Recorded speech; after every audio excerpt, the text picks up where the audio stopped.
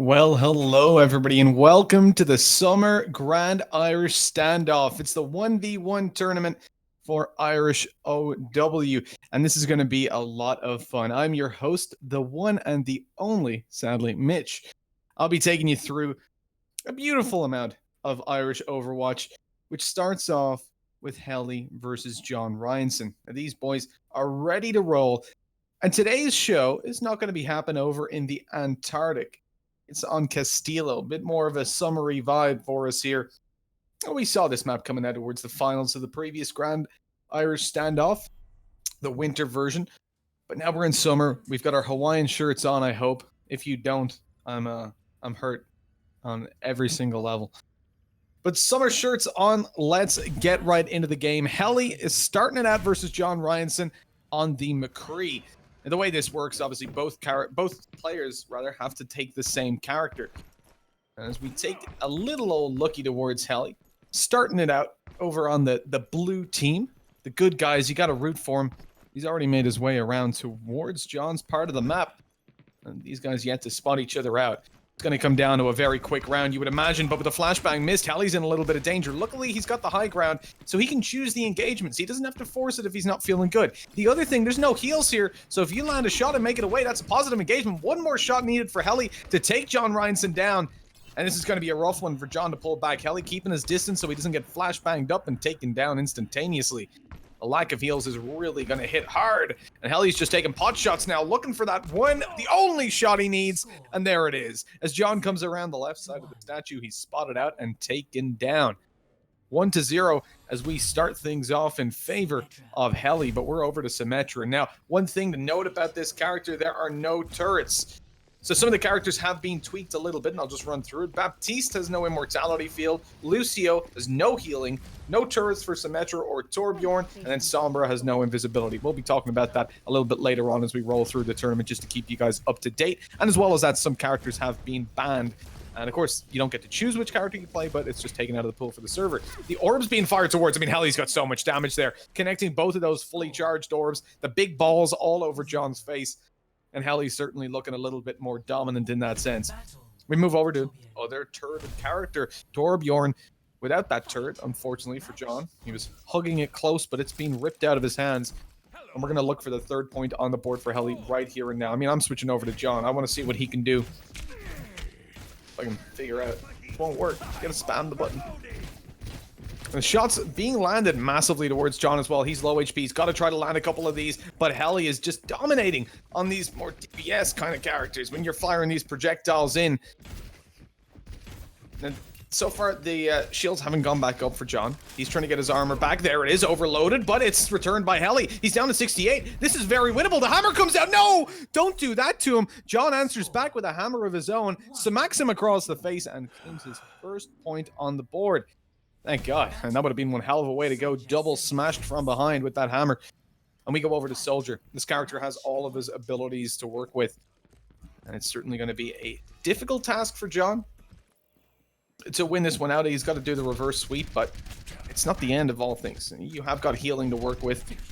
So really it comes down to just early on winning out those fights, getting the damage in, and Helly's behind on the heals, missing the shots as well. He's got to go for cover. Back up to full HP, luckily.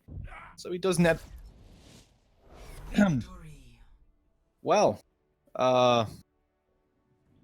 okay.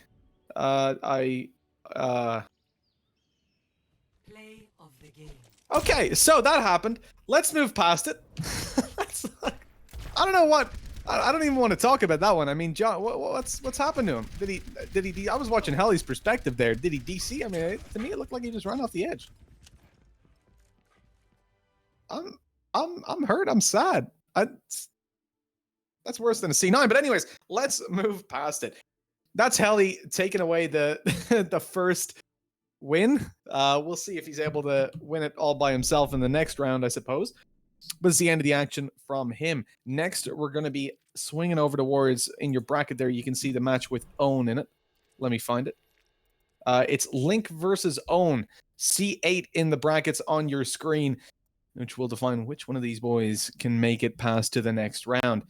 They're already joining up the server, and what we can look towards in these matchups in general, I think For Owen, he's going to be happy enough if you can pull out some of those faster DPS characters from what I've seen from him in the past. I mean, in general, we don't see too much favor swinging towards players in the 1v1 tournaments when it's a support based, unless it's someone that's just whipping out the Ana and dominating with it.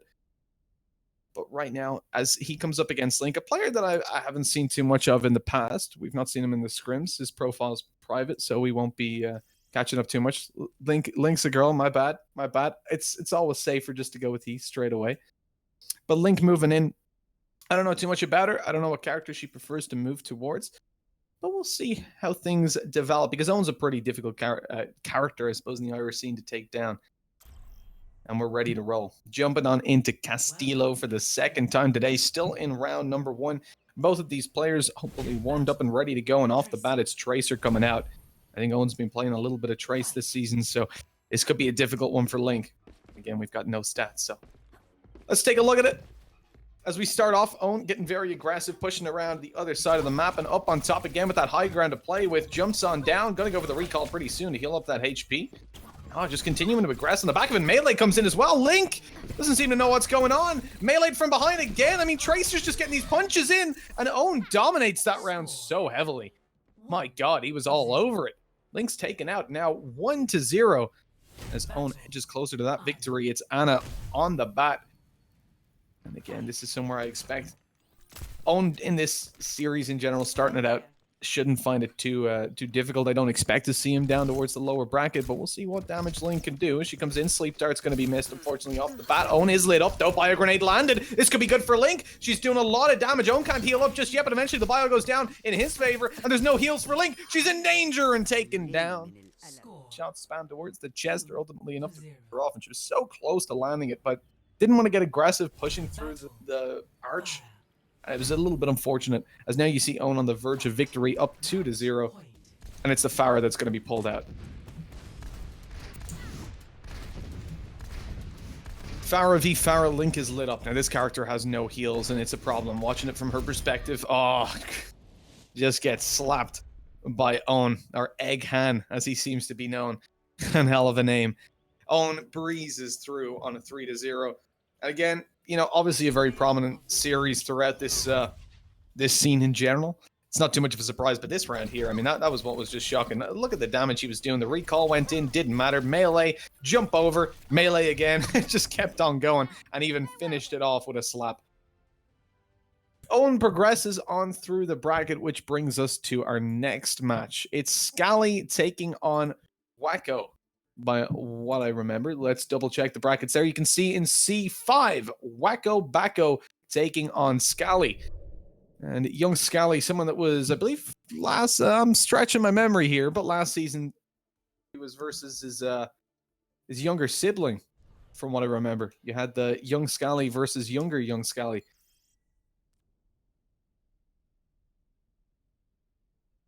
So this match is going to be jumping in. We're going to be jumping into this match, rather, in just a second. Boys need to join on up in the server. And we got 3 more afterwards then in the round number 1 series. It's Pure Irish, I think, versus Orsi Panda. I mean, let's take a look through the brackets ourselves here. Trying to find Orsi. He's down towards the bottom. It's Mount Adam. That's a hell of a name. I mean, we remember that from the previous series. You got Mutes taking on Tazzer, and then Rudy and T-Fez. So altogether, it's been one-sided games in round 1. It's not what we like to see. It's a sad one. But that tends to be how R1s roll. But knowing both of these players, this is one I expect to be a little bit of a closer series in general. Oh, we've got drama going down in the chat. Big yikes.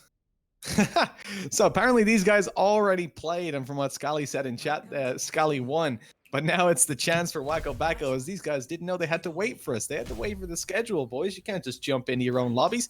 So they're forced to play again. Scally's got the upper hand here.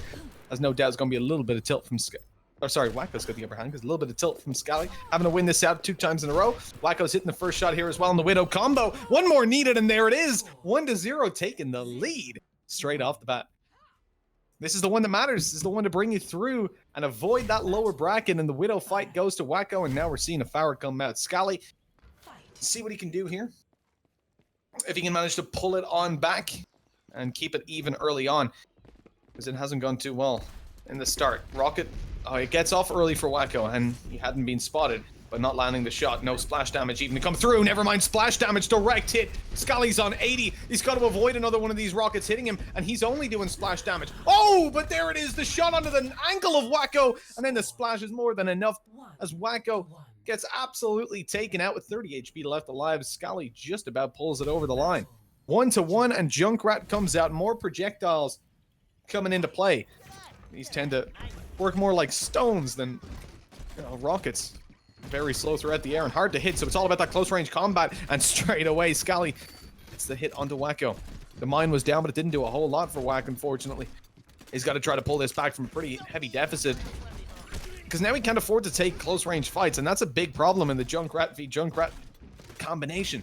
The mine's done him down to 34. I think last time we even saw the Junk v Junk, it was one of those traps that actually worked out. Don't even remember who it was playing, but they walked right on into one of those traps and got torn apart. Let's hope Scally doesn't fall victim to that, as Wacko's just working to keep his distance. Keep Scally at more than an arm's length so he can fire these projectiles out from afar. Okay, that's one hit down, but eventually he's eliminated. And even though he gets the kill from the grave, it doesn't quite matter. Scally's back up on top, and Wacko's very, very angry. McCree comes through. Again, no heals for these guys, so it's all about that early damage. If you can land them, it puts you well ahead. And look at that, Scally's already got more than double the HP of Wacko. That's a very embarrassing fight indeed.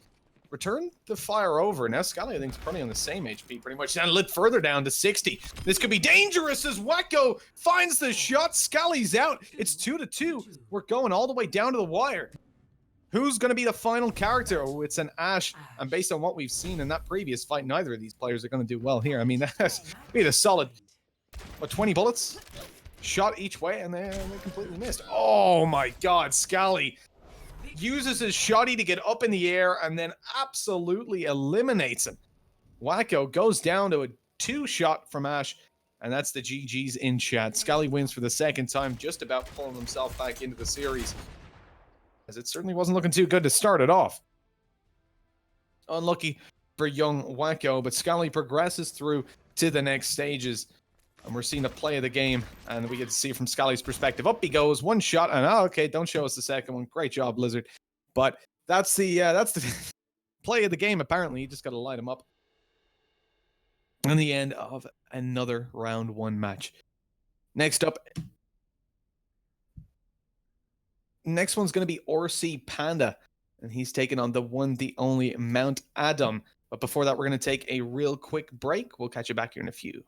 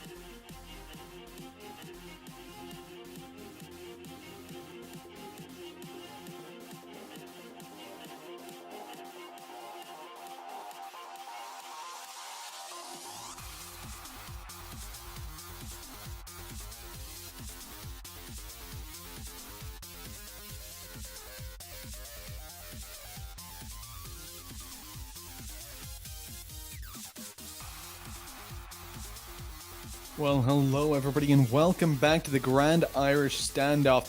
It's the summer edition and it's time to get things rolling over on Castillo as we see Mount Adam and RC Panda taking it on. Now this is one hell of a round one bracket for Mount Adam. I almost feel bad for him up against RC, player we've seen dominate in the previous Irish Standoff. Grand Irish Standoff. It's a hell of a name. And it's a hell of a match to start us off. Tracer and the recall has to be popped by RC Panda as he's lit up so heavily. Now it's all about that raw aim because both of these players have got no recall to use. Mount Adam just about gets it up in time and RC Panda had no regen as he was just a second later on using it. In goes Adam and out goes RC. Round number one goes to Adam. And here's Lucio, a new addition to the Grand Irish Standoff. He has no healing to work with this time. He's just going to be going in for those raw old aim duels. And you all know that Lucio is, of course, a DPS primarily, and healer sec. If used the right way anyways. Mount Adam is lit down to half HP. RC Panda, not looking too bad as he's effectively full and just firing off those shots from the high ground. They swing in straight away. Damage returned. RC goes down a little bit lower. Swings in for more damage, but it's not happening. They're just trading it back and forth at this point. Mount Adam, lucky to get away with so much for so little.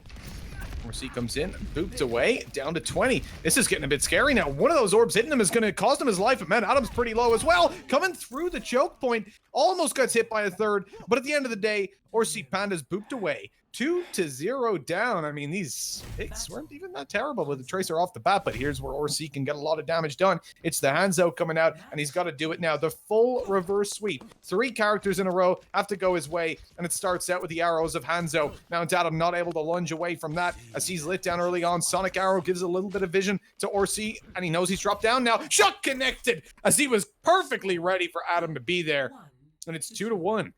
RC pulls it back somewhat, but who's the next character going to be? It's the Sim. It's not ideal for RC, I mean, but we'll see if he can work with it. At the moment, Adam's got a huge advantage. He can play these rounds a little bit slower, knowing that he's on the verge of victory, and he's not the one that has to force the issue. TP goes out. RC not going through it just yet as the pre-fires of the orbs were coming through. So, presumably just won't take it. To try to bail out of here. See, long range, it's very hard to be hit by these Sims because it's so obvious. Like, you see them coming from miles away. You have to hope that you fire it around a corner just as that player is about to come through and they don't have sight on it. So really, it's just a ZZ battle until you actually see the fight coming through up close. That's when things get interesting. If you can land one of those orbs and then start your left click, your damage builds up over time as well. TP goes down, or so you can see he's nowhere near using it just yet. Oh, almost walked into that one. Could have been a little bit dangereux. I mean, if you lose health early on, you're just going to be pushed down straight away. Oh my god, RC. Stop doing this to my heart. He's messing around now, gets up close. Here it is, the left click comes out, damage done. Mount Adam is in a little bit of danger, TP's away. And you can't really hunt that down, but oh, that was a dangerous play as well from Adam. He's being kept down low. The regen eventually comes in.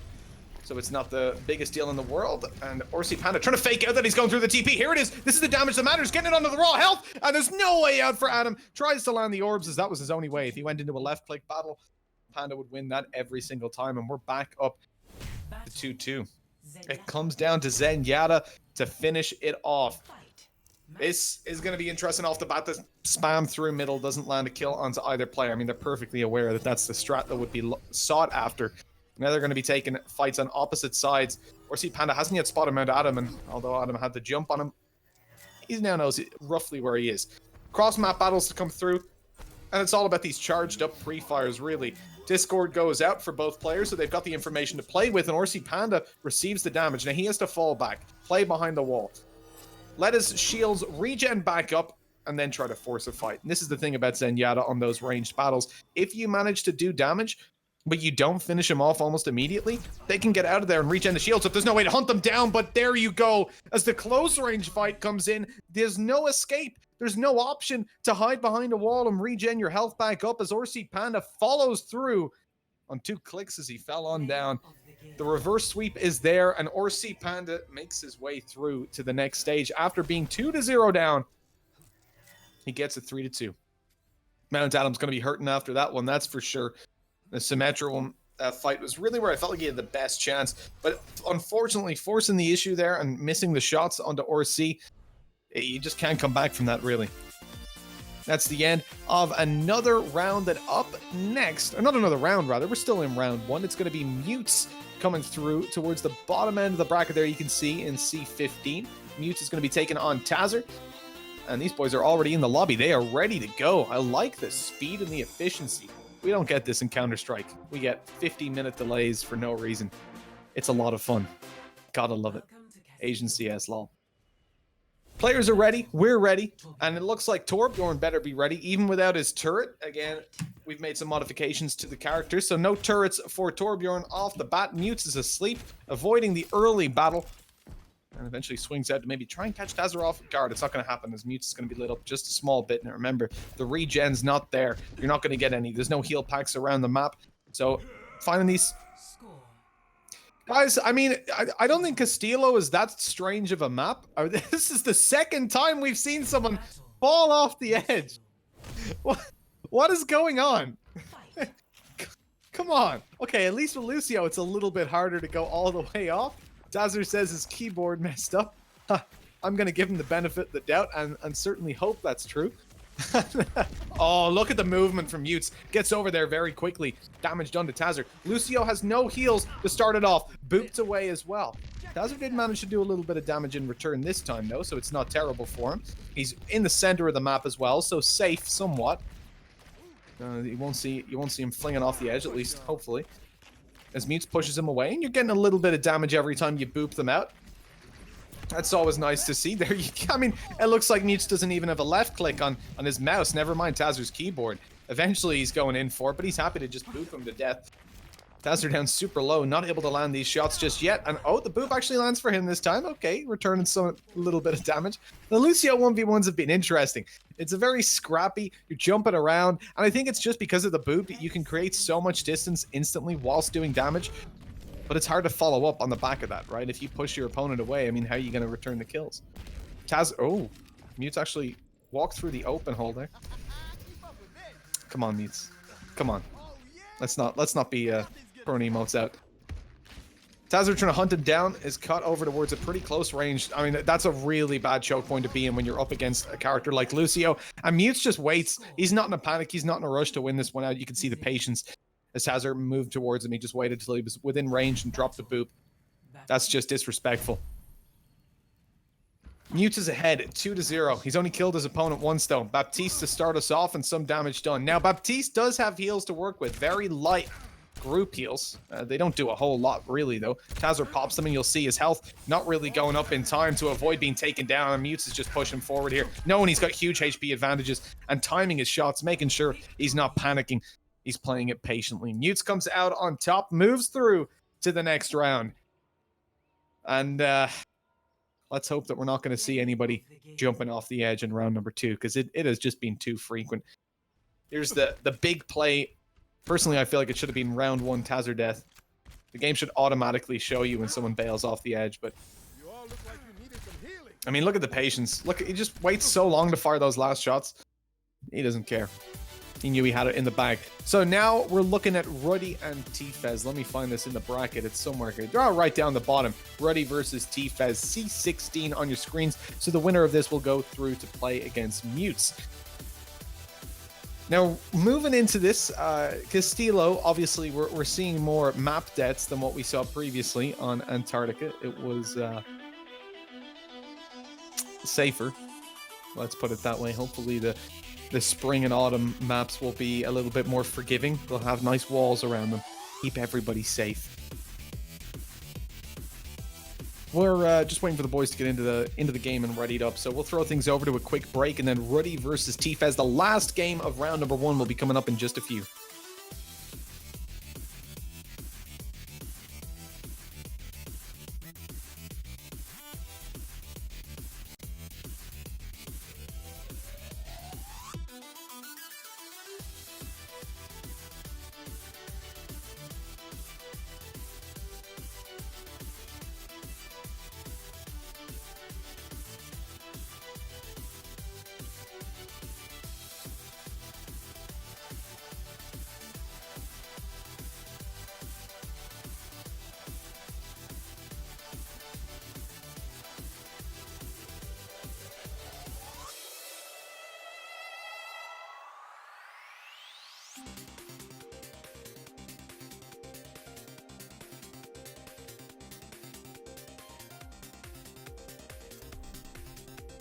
Well, hello, everybody. Welcome back to what is going to be Ireland's first Summer V1 tournament.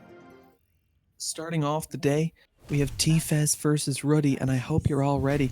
Just noticed my microphone's like slipped back. I'm sorry for the noise, but it's all good. It's where it is. I have a headset on a microphone arm because why not? That's why. We're starting off Ruddy versus T-Fez. These guys are going to have Baptiste as player number 1, or character number 1, I should say. Technically, I should say hero number 1, but I do what I want, okay? Jump up from both players results in no damage, really. And you got to remember, chip damage from this kind of range doesn't matter too much in these battles. Because, yeah, okay, T-Fez is lit down low, but he'll pop his heals up and help himself out somewhat. Going towards what has been, what I'm going to call the danger zone, over towards the cliff. Certainly for Irish players, it seems to be a severe danger. Ruddy has to reload in the open, pops his heals to get himself back up, but T-Fez does exactly the same after taking that skirmish. And he's only marginally behind, even despite all the damage we've seen going in to start us off. T-Fez also managed to catch an angle here, I think, but as he jumps up, he's heard. Ruddy's low. Needs to just avoid this fight, but continues to aggress. Knowing T-Fez has just popped his heals. Now he's got a chance to actually win this fight. Jumps up in the air. Doesn't quite get the air time he was hoping for, but still has the angle onto T-Fez, so it's all okay. Ruddy comes out on top. 1-0 to start it off for the blue team. Now we're going to see the Zenyatta. Balls jiggling. And it's not in fear. It's just the animation to start it off, don't worry. So again, we've talked about the Zen battles. It's only when you see these guys being pretty close that you really get worried. If they're on opposite sides of the map, skirmishing, then you're going to see, yes, some damage going through, but probably no kill, and then they'll immediately be able to get their health back up. Discord goes through from both characters. Now, that allows you to see where your opponent is. Now, that close-range fight should have went towards Ruddy, but T-Fez lands some amazing shots to return it, and so it goes 1-1. Manages to force the battle very early on in a situation that wasn't looking all too great for him, but even still comes back into it. And so it's down to the Torbjorn battle on a 1-1 even ground. Whoever wins this is only going to be one away from a victory. This gives them a nice little advantage. T-Fez chilling out, relaxing, acting all cool as he's looking for some beer. Doesn't find any he likes, so decides to bail over to the other side. No Guinness, unfortunately, in Castillo. It's more of a Spanish vineyard type vibe. As Ruddy up on top's got that high ground to work with, and this is a nice spot for anybody. You can force the combat wherever you want, and your opponent's very confined in the spaces that he can move. Eventually, though, we're going to see T-Fez come on up here to meet. Both going to overload and try to get the kills in, but Ruddy's falling massively behind in that fight. T-Fez able to get through there on 2-1, and Mitch's Bay looking pretty good. He requested that he's called that. Give it to him just once. Oh my god, have they got matching outfits? That's so cute. It's Widow versus Widow. T-Fez versus Ruddy, and it's going to be the final round if T-Fez comes out on top, not landing the shot to start us off, and so painstakingly close to it. Ruddy's kept alive for now, but man, I hope neither of these players are DPS normally, because the Widow is looking pretty weak. All jokes aside, it's better than mine. 2-1. Like we said, T-Fez needs this. He's playing a little bit passive. Hiding down towards the stairs. And he's got the head peek angle, but that means when Ruddy hits the shot, it's a kill. So it's 2-2. Nothing but heads and nothing but kills for Ruddy. We've only got one more left to go.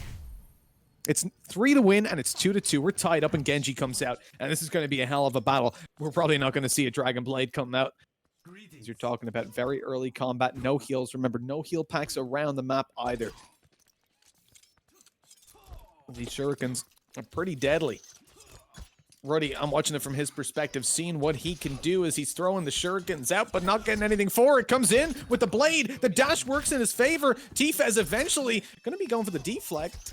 And the timing very well held off for T-Fez here. He's back ahead in terms of HP. The close range fights. See all the shurikens land in T-Fez's face, and he is mad about that one. Spamming in the chat with all the capital letters you can imagine. That's a bit of an awkward one. I mean, Ruddy just managing to get those 3 shurikens straight into him, all in the one little flick of the wrist. Just like that, it comes to a conclusion. This fight right here for T-Fez was quite good, though. He managed to do so much damage so quickly as he was falling down. Ruddy kind of gave up on the fight, hoping to get himself in safely away out of the combat, but it didn't happen. It didn't work.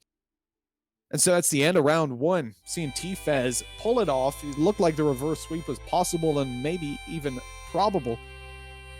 Or Ruddy, rather. It looked like it was possible, but not probable, but Reddy still managed to do it and come out on top. I'm just taking a look here. I got distracted looking at the next round of games because I'm excited. And I hope you are too, because the first player we're going to see from round number 2 is none other than the Grand Irish Standoff champion of last season. We're going to see Grathan. I mean, he barely pulled it off. It was a close final series, but he made it all the way in the end. And he's up against Clayface is the Discord tag. I don't know what his name is in game. We'll see in just a second, I suppose, as he joins on up.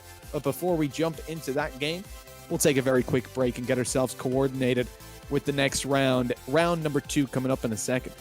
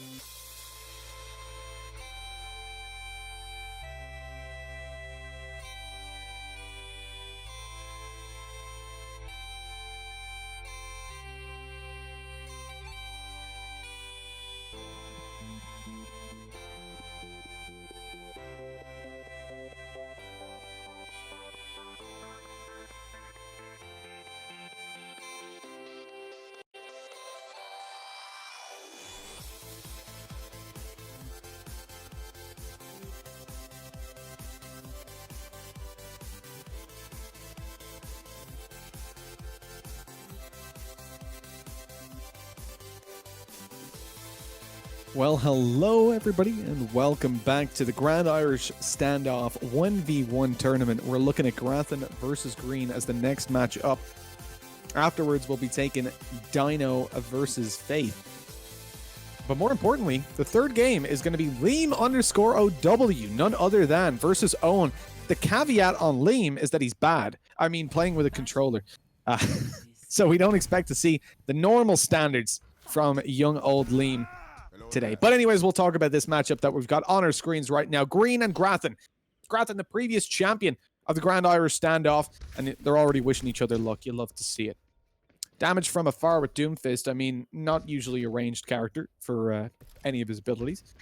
So we're waiting until they get up close, really. This is all just about chip damage, a couple of licks here or there. But really, it's about as damaging as a piece of dust in the wind.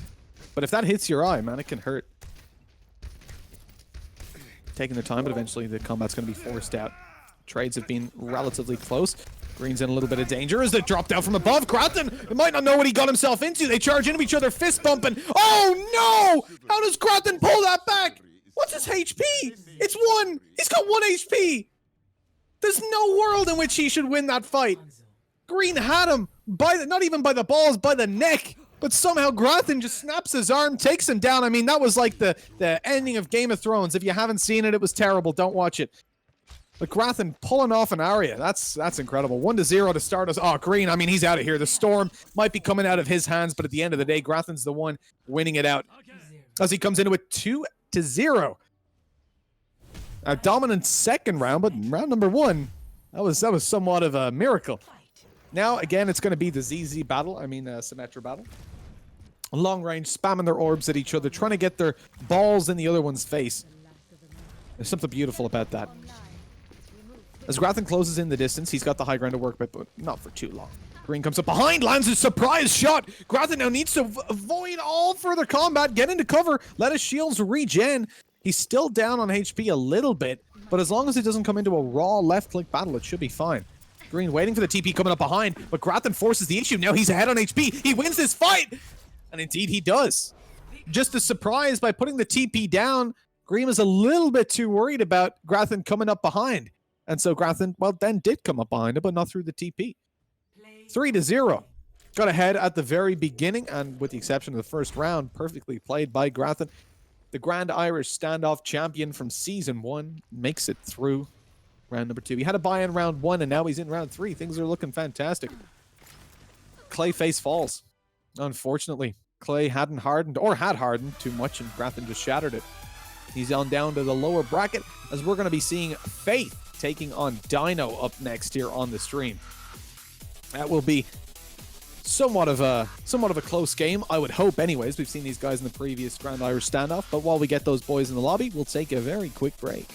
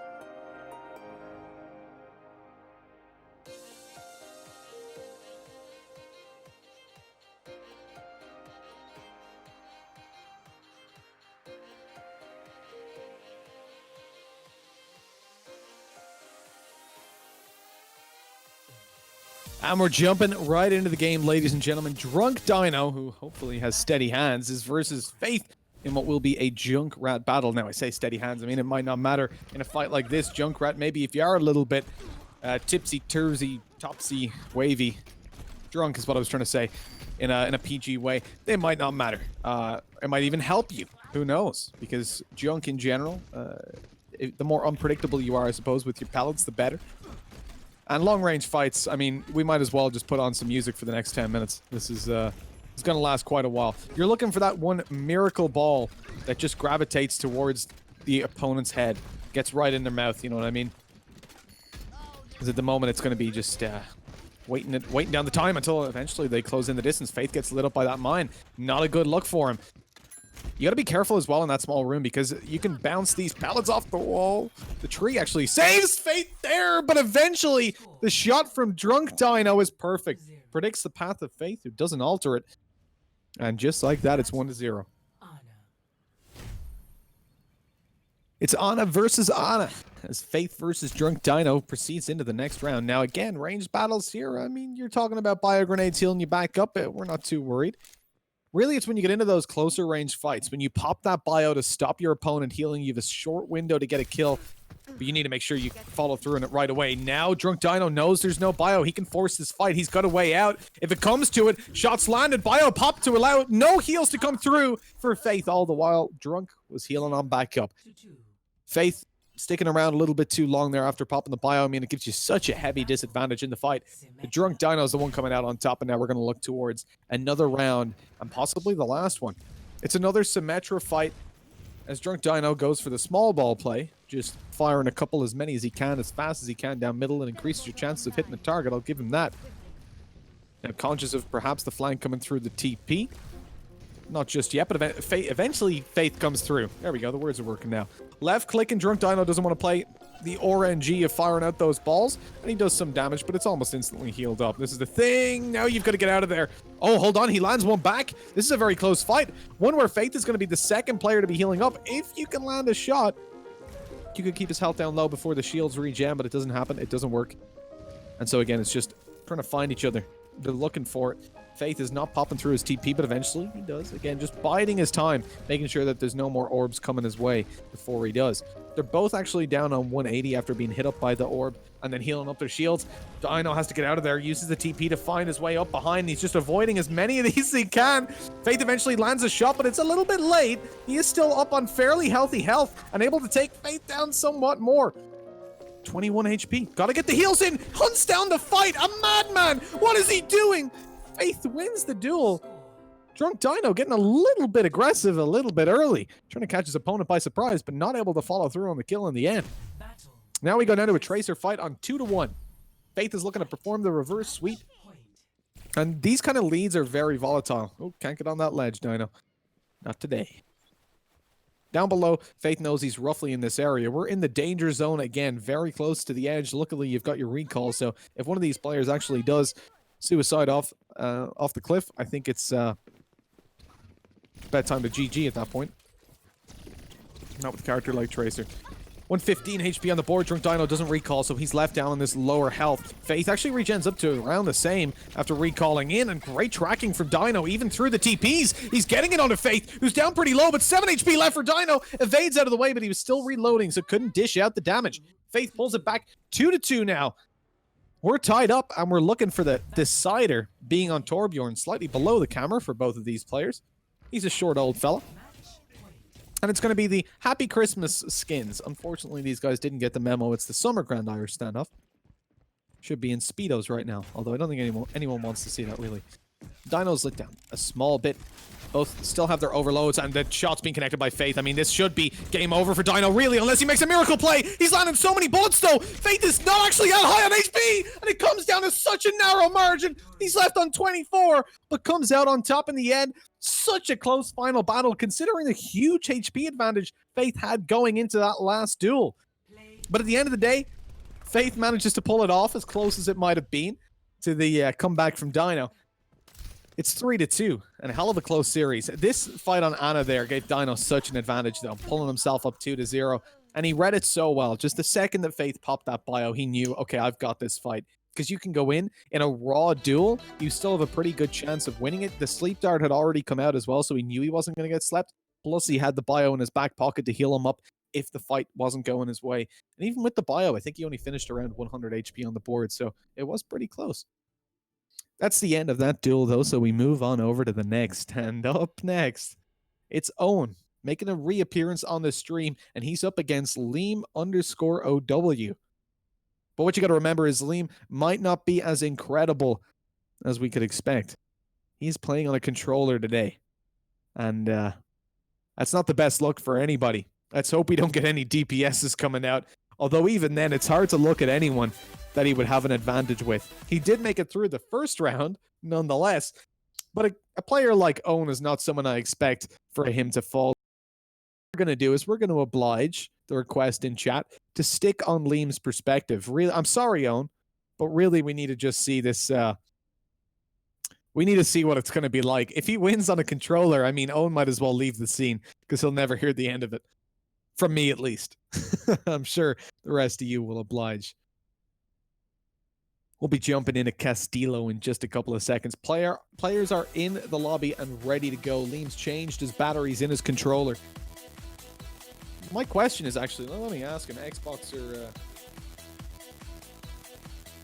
PlayStation? We need to know exactly which controller he's rolling with, because it makes a difference. It's a PS4. I mean, that's the one that matters. If you don't know what controller he's using, then you can chalk it up to just luck. But all about that PlayStation. Liam's readied up. Let me just check what's going down. I'm just waiting on Owen to ready up, and then we'll be jumping on into the game.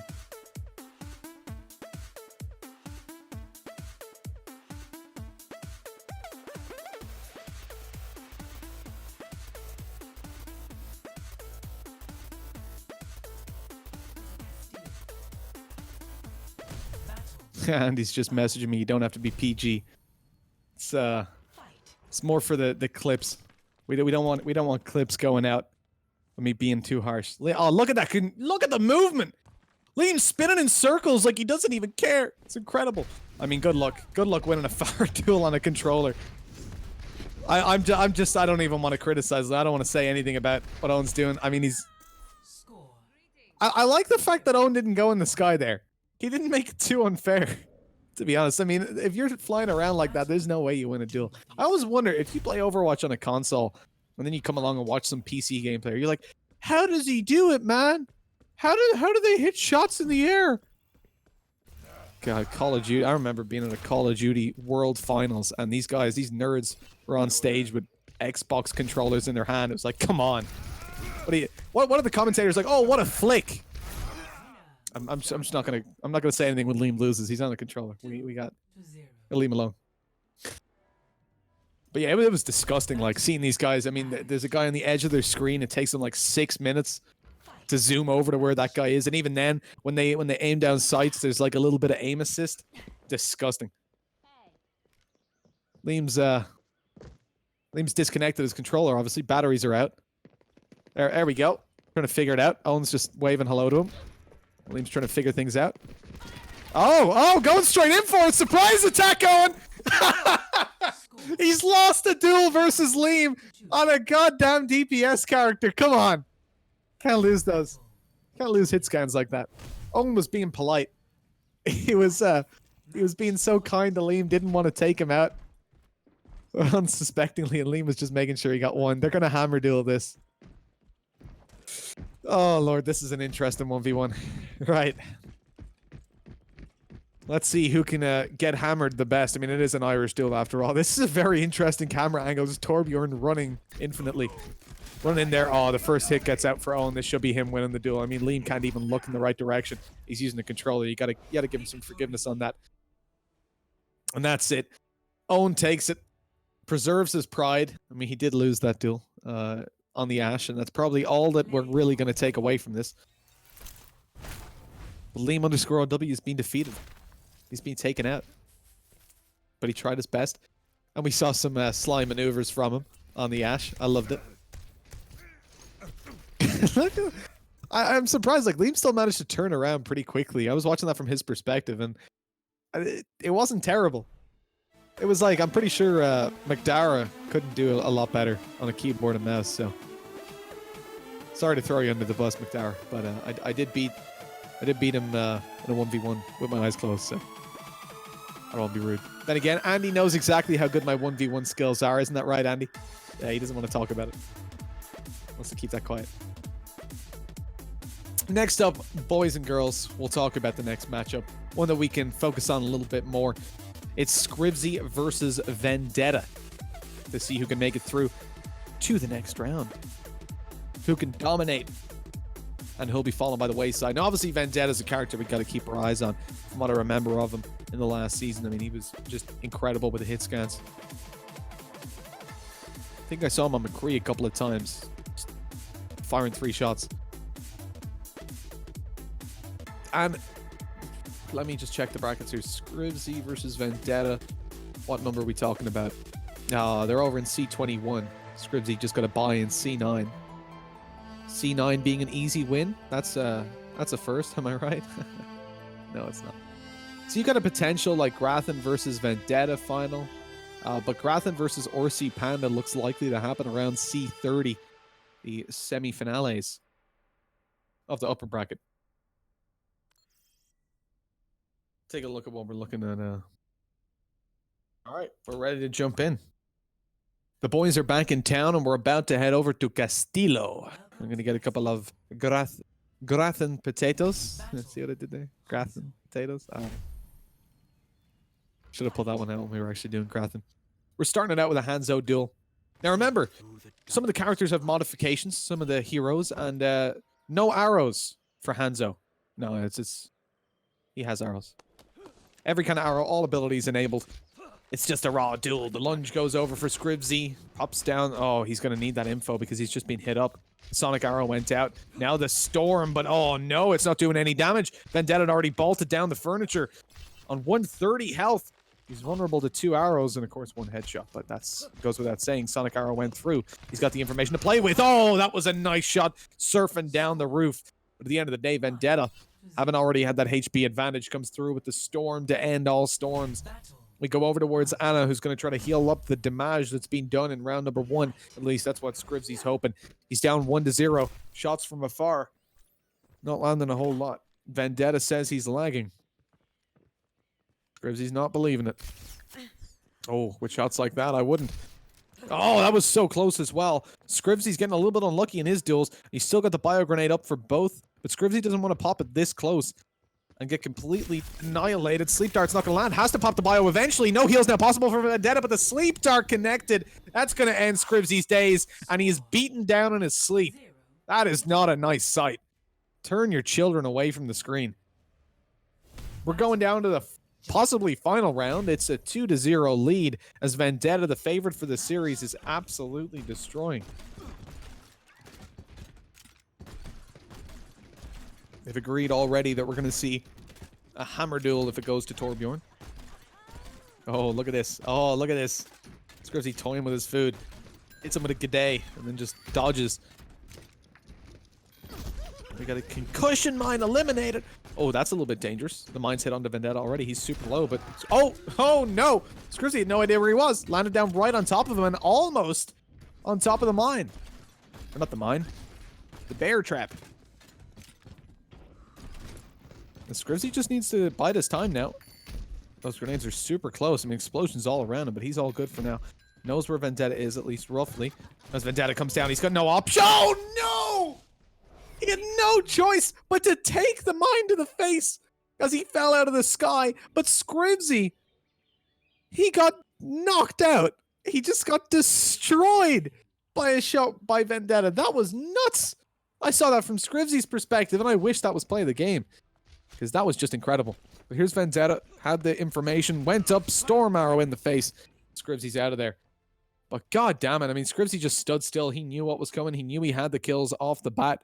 But just couldn't follow through on it.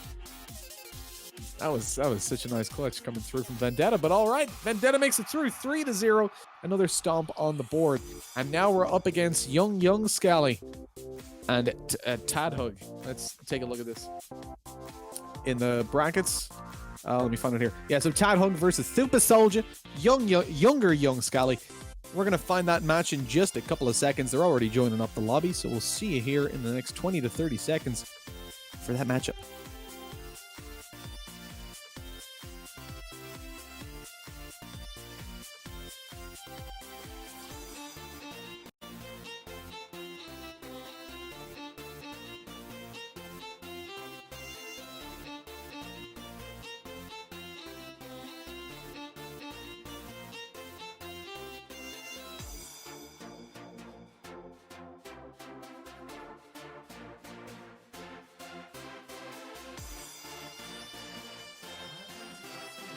Hola, mi amigos. Castillo is here. I don't know any more Spanish, so I'm out.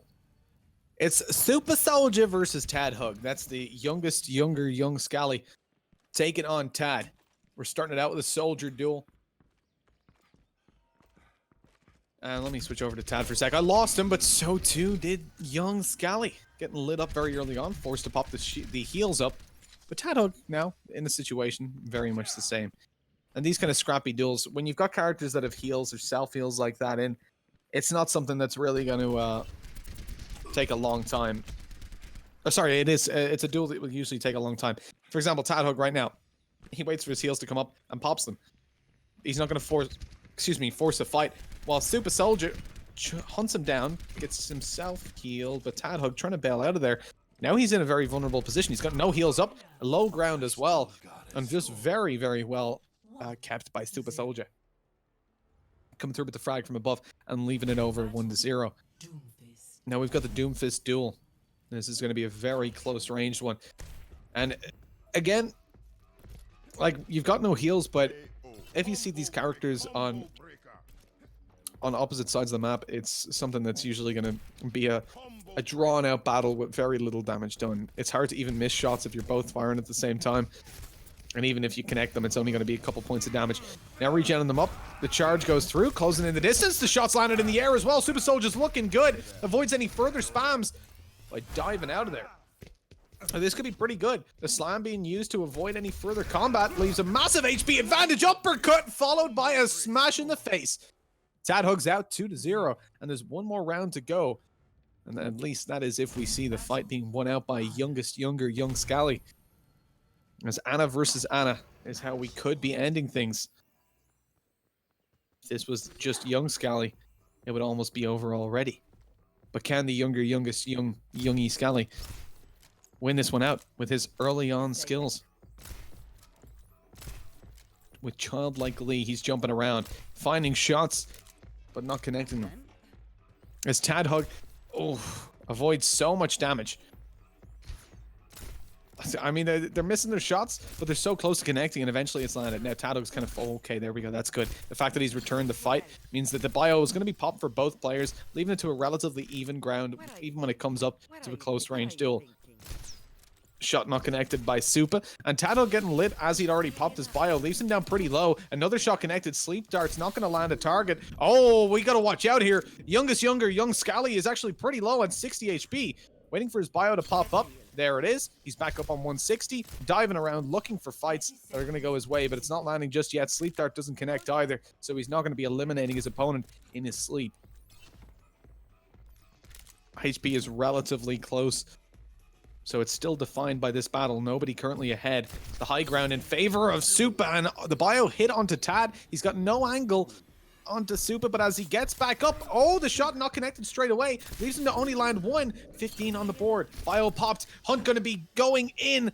Scally wants it, but he slept. That could be the end, and indeed it should. He's on super low HP. Bio's not going to be popped up again by the time he gets up, and not able to land it in time, and the bio just came online. He tried to sleep himself, but it wasn't going to land. That was so close. He had just enough health to avoid being taken down by the one hit from the barrel of Tad, but the bio grenade was enough to finish him off. Now we're down to a 2-1 scoreline with Torbjorn coming out. No turrets for Torbjorn. They are disabled, but you can see a hammer fight coming through. Not this time, evidently. They want to go for the range duels. Kids these days.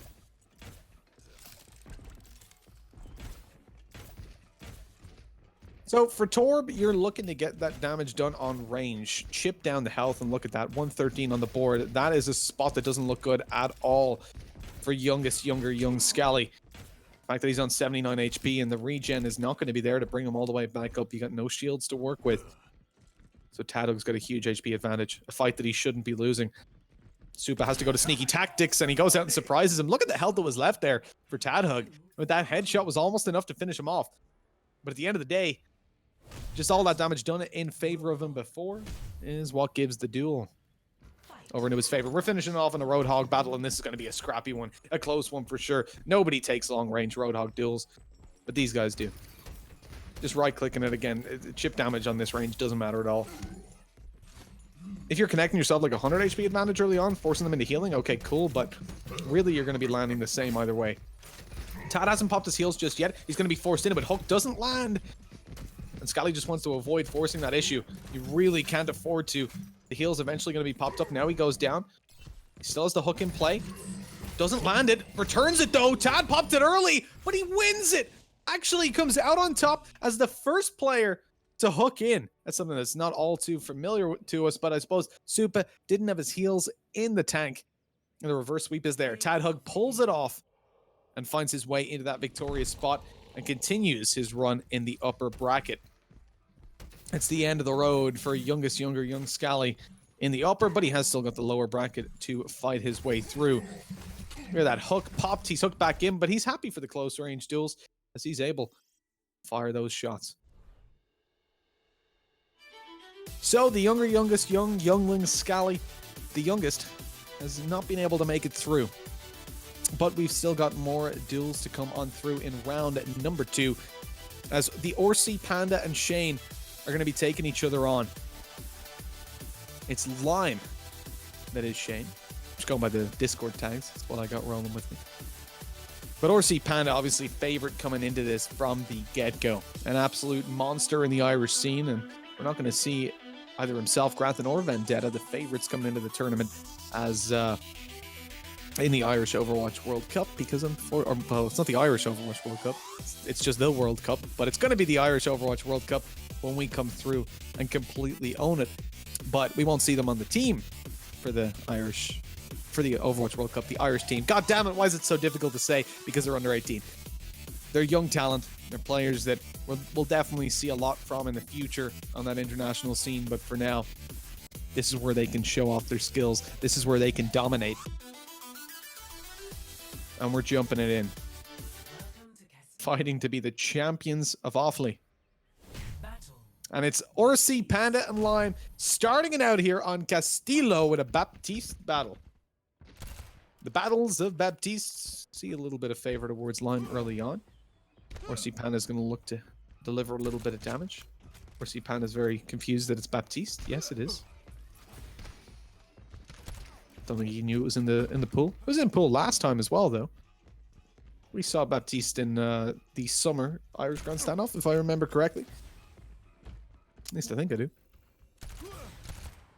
He's not too OP. You've no immortality field to work with here, so it's definitely an easier situation. Oh, that's a lot of damage done. Lime has to pop the heals. Now Orsi Panda can force the issue, still having the heals in the back pocket, not being able to spot out his opponent. But eventually, here's the jump coming up. Lime's in a little bit of danger. Heals go through. Now he's all but nothing. He's worm food. As deleted, it's 1-0. And Orsi Panda comes on through and mauls his opponent. Let's see how the Widowmaker fight goes down. This could be a much quicker duel. You're very squishy. You can be one-shot, headshotted. Orsi actually using his grapple to get out to the left side early on without being spotted. I love that skin for the weapon. Beautiful. Trying to spot out his opponent. Lime just sitting down patiently in spawn, waiting for a push to come through. Waiting for any information to swing out on his opponent and find that frag. This is going to be... I mean, look, it's always the time that you say, hey, you know, this can be a... this will be a super quick fight that you get someone just sitting in spawn. Don't play scared, Lime. Go for it. Jumps up. Catches Orsi by surprise, but gives away his position. Now remember as well, if you're finding shots with Widow, even if it's not a headshot, there's no heals. There's no heal packs around the map. So all you got to do is do that chip damage. It gives you a big advantage when it comes into the later fights. Just sitting down in spawn still. I mean, this is one hell of a strategy. Now here in the steps, actually, or at least in just a second. Lime with the shadiest strategies I've seen since Liam on the controller. Comes up for the duel, gets lit down. A quick shot by Orsi Panda, and then raining down hellfire from above. Blows his hot load all over Lime's head from up on top. Hot load of lead we're talking about here. Let's keep it PG. As Genji versus Genji is how we could be finishing it out. It's Orsi Panda versus Lime. For the finale. Possibly the final time. Orsi Panda goes up on top, dashes through, finds the strike, deflect in action, but he's struck himself. Now you're into a pretty even HP battle again. It all comes down to the shurikens on this kind of range. He's spotted out Lime, knows where he is as he comes on up. He's hit by a few, deflects back on Lime for both! But Lime comes through with a quick dash to take Orsi out of the game. And out of the universe as well, by the looks of things. He is no longer in Castile. He's now on the Horizon Lunar Base. Fair enough. Maybe that's where we're going to see things in the spring.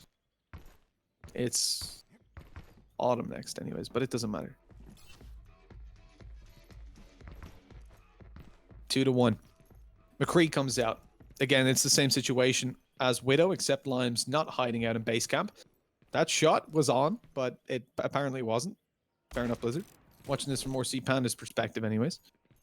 But as I switch over to Lime, let's see what he's got in the tank. I mean, really, it's the reverse sweep that has to happen. So we want to see this, see what Lime can do.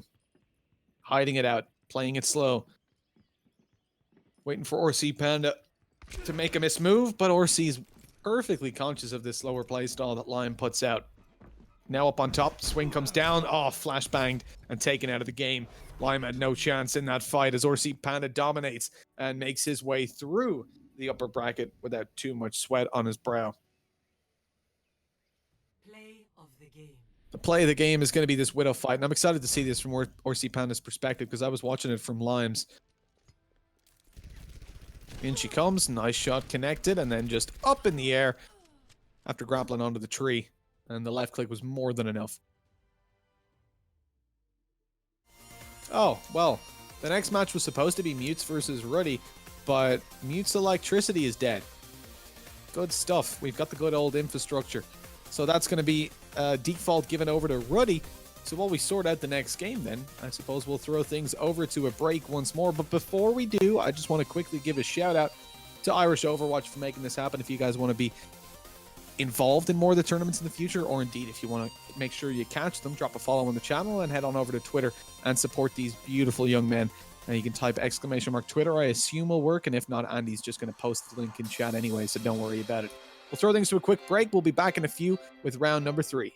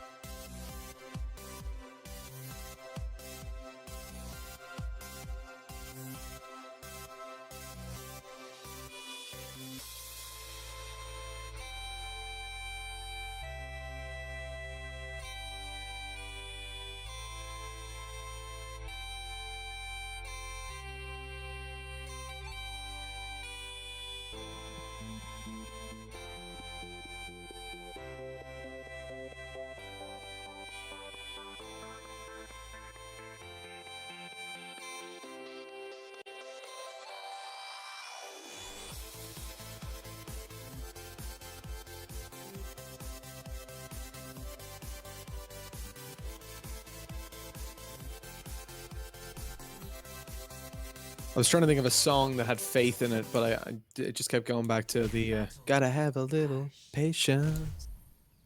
That's the last time I'll sing on stream, I apologize. The Grathan versus Faith. That's the matchup we're looking at right now in round number 3, and I've hit the F1 button. Oh, God. All right, well, thanks, Grathan. You know, that's fantastic. I was still on Twitch. I hit F1. It opened up a help menu. I tried to get into first person in game and close the menu, and it was a mess, okay? It's a goddamn mess, and I'm sorry. Grathan won it out. I didn't see how. I'm sure it's going to be the play of the game. As we move over to round number 2. Grathan taking on Faith on Baptiste. It's 1-0 as an advantage for Grath right now. You got a little bit of heals. No immortality field to pop, and I bet Faith wishes there was an immortality field. He's down super low, and Grathan's missing none of his shots. Every single pellet connected. And that's 2-0. Voice of an angel in chat. Oh, thank you so much. I'll sing the rest of this cast. It's a match. No, I can't do that. I want to still have a job when I finish this. So it's 2-0. Grathan's well ahead. I mean, favored for the tournament for sure. The defending champion of last season. Making his way through the teleporter. Left click is already charging up. So much damage output. Faith. I'm sorry, but I don't believe in it. Quickest game of the day. As Grathan just dominates. Faith's on his way down to the lower bracket. And Grathan, I mean, it looks like he's sitting on a toilet there. He's certainly as casual as if he was. Just chilling out, relaxing. Acting all cool. We don't get to see the Ash replay. Well, you guys got to see it. I was just hoping I would. It was a 3-0 series in a very dominant fashion. I like the fact that you don't go towards the orbs there at the end. It's just all about that left click. And because I guess the orbs have a small bit of RNG in them, it doesn't matter how well you place them if your opponent decides to sidestep in the other direction. Nothing you can do. Grathan's happy in chat. Rip. But even despite the fact that we're not going to see that Ash kill, we look towards the next matchup. It's actually, what? How did they even get in the lobby so fast? These guys are quick. Helly and Owen taking each other on Castillo again. Now, one thing I haven't talked about is towards the final stage, the Grand Finale is going to see Eco Point Antarctica, then the Forest and Castillo play directly afterwards. Not the Forest, as in the game. That would be hard to negotiate a 1v1 in. Also, hella scary. The game is terrifying. If you haven't played it, you should check it out. It's interesting. It's got a good story to it as well. But this match will have a good story to it. Starting it out on round number 1, Hanzo versus Hanzo. Sonic Arrow goes out. I mean, the information is kind of useless here for Helly because he can see where his opponent is. Not dropping down. Storm of arrows as well. Owen's in a little bit of danger. One more shot. And Helly perfectly predicting the movement of Owen as he was just going left and right every shot. 1-0. And a strong start there for Helly. Ball's floating above his head. Oh, Helly's a she. Okay. I'm sorry. I'm sorry, guys. I'm just not used to it. And in Counter-Strike, we've got nothing but blokes that like to turn up 50 minutes late. Just want to keep highlighting that. I've never had an issue with people turning up on time in Overwatch. I love you guys. This is the stuff. Like, literally in the lobby before I'm even ready. It's 1-0. Helly ahead to start it off. Owen's not feeling all too good. Discord goes out. Shots landed up close. Helly is just dominant as hell. I mean, this is crazy. Owen's getting stomped into the dirt. Did 50 damage in that last fight. Now it comes down to Farah. Has Helly got what it takes to bring it 3-0 to absolutely destroy Owen in this fight and put him down to the lower bracket at last? Well, we're going to see. He had an easy one in the previous round up against Liam on a controller. This time, he's going up into the air as the Farah to try and get that damage and avoid getting those rockets onto him. And rocket jumping right up into that final rocket. Not a nice way to go, but it's the way things end. Not fully, though. With each ending, there's a new beginning, and it's 2-1. Sombra has no invisibility, and we can thank the gods and the Darwins for that. Because we do not want to see 3 minutes of someone running around the circle, or 2 minutes. There is still a hack in play. It's not coming out just yet, though. Just the raw aim duel. Eventually, TP goes out. And what you have to remember, though, is, again, there's no health packs. I mean, I'm beating a dead horse here, but that TP can't be put on a health pack. No heals can come through, so Owen's got a huge HP advantage. And with those shots connected, I mean, you know it's just going to go all the way. 2-2. We're tied on up. As Owen could be performing the reverse sweep. It's possible. Let's get the reverse sweeps in chat, because I can feel it. When we go down to a sim final battle, I mean, it's not the character you really want to see it end on. At the same time, it opens up a slower playstyle, a little bit more potential. You got those TP fakes that we've seen coming out before. And for the RNG, I mean, oh no, Helly, just get out of there. Just get out of there if you can. It's going to be so hard. Oh my God, he was so close. Helly almost had Owen. Almost so close to death, but at the end of the day, he comes out on top with the smallest sliver of health. And really, what a recovery from Helly in that duel. I mean, she was down on 80 HP as they basically begun, as Owen had landed an orb through the doorway from behind. Helly wasn't ready for it. And yet, even despite that, being on 80 HP, she took it down to the wire. Owen comes out on top, though, and proceeds on through the upper bracket, where he'll be facing... I closed the window. God damn it. I've ruined it. Let me open up the brackets, refresh, see if I can get there on time. Who's Owen taking on the next one? Grathan. All right, so Owen's on his way to the lower bracket pretty soon. Don't want to presume too early, but it's looking kind of likely. Vendetta versus Tadhug, I think, is going to be up next. Yes, it is. They're already in the lobby and already ready to go. I mean, this is just phenomenal. Just jumping in every single second that they possibly can. They're ready. They're hungry to get this tournament going. We're jumping into it. We're entering the game. As things are about to fly, things are about to go. But they can only go in one person's favor. And Vendetta comes into this as the favorite. But how much can Tadhug do? It's a May. I think it's the first May we've seen today as well. Yeah, I'm not confident in saying. Yeah, I'm confident in saying it now. Because yesterday we saw the May coming out, obviously, a couple times in the May goats. Shots landed, but Vendetta, he's forcing that heal out early on. He's going to be frozen up, though. Both characters are. They trade freezes, and Tadhug comes out on top. 26 HP left, but he wins the fight. Vendetta's down, and that is a rough spot to work from. Vendetta's going to be kicking himself after that. Owen's calling for a 1v1 in chat. I mean, you ask Andy how I do in 1v1s. You might regret that. We can do it on stream. I don't mind. As long as I'm casting it at the same time, and I can just say how everything you're doing is lucky. That's fine. Tadhug with the hammer in hand. They've already agreed it. Vendetta's calling for it at the start of each game. They're going to go straight in there.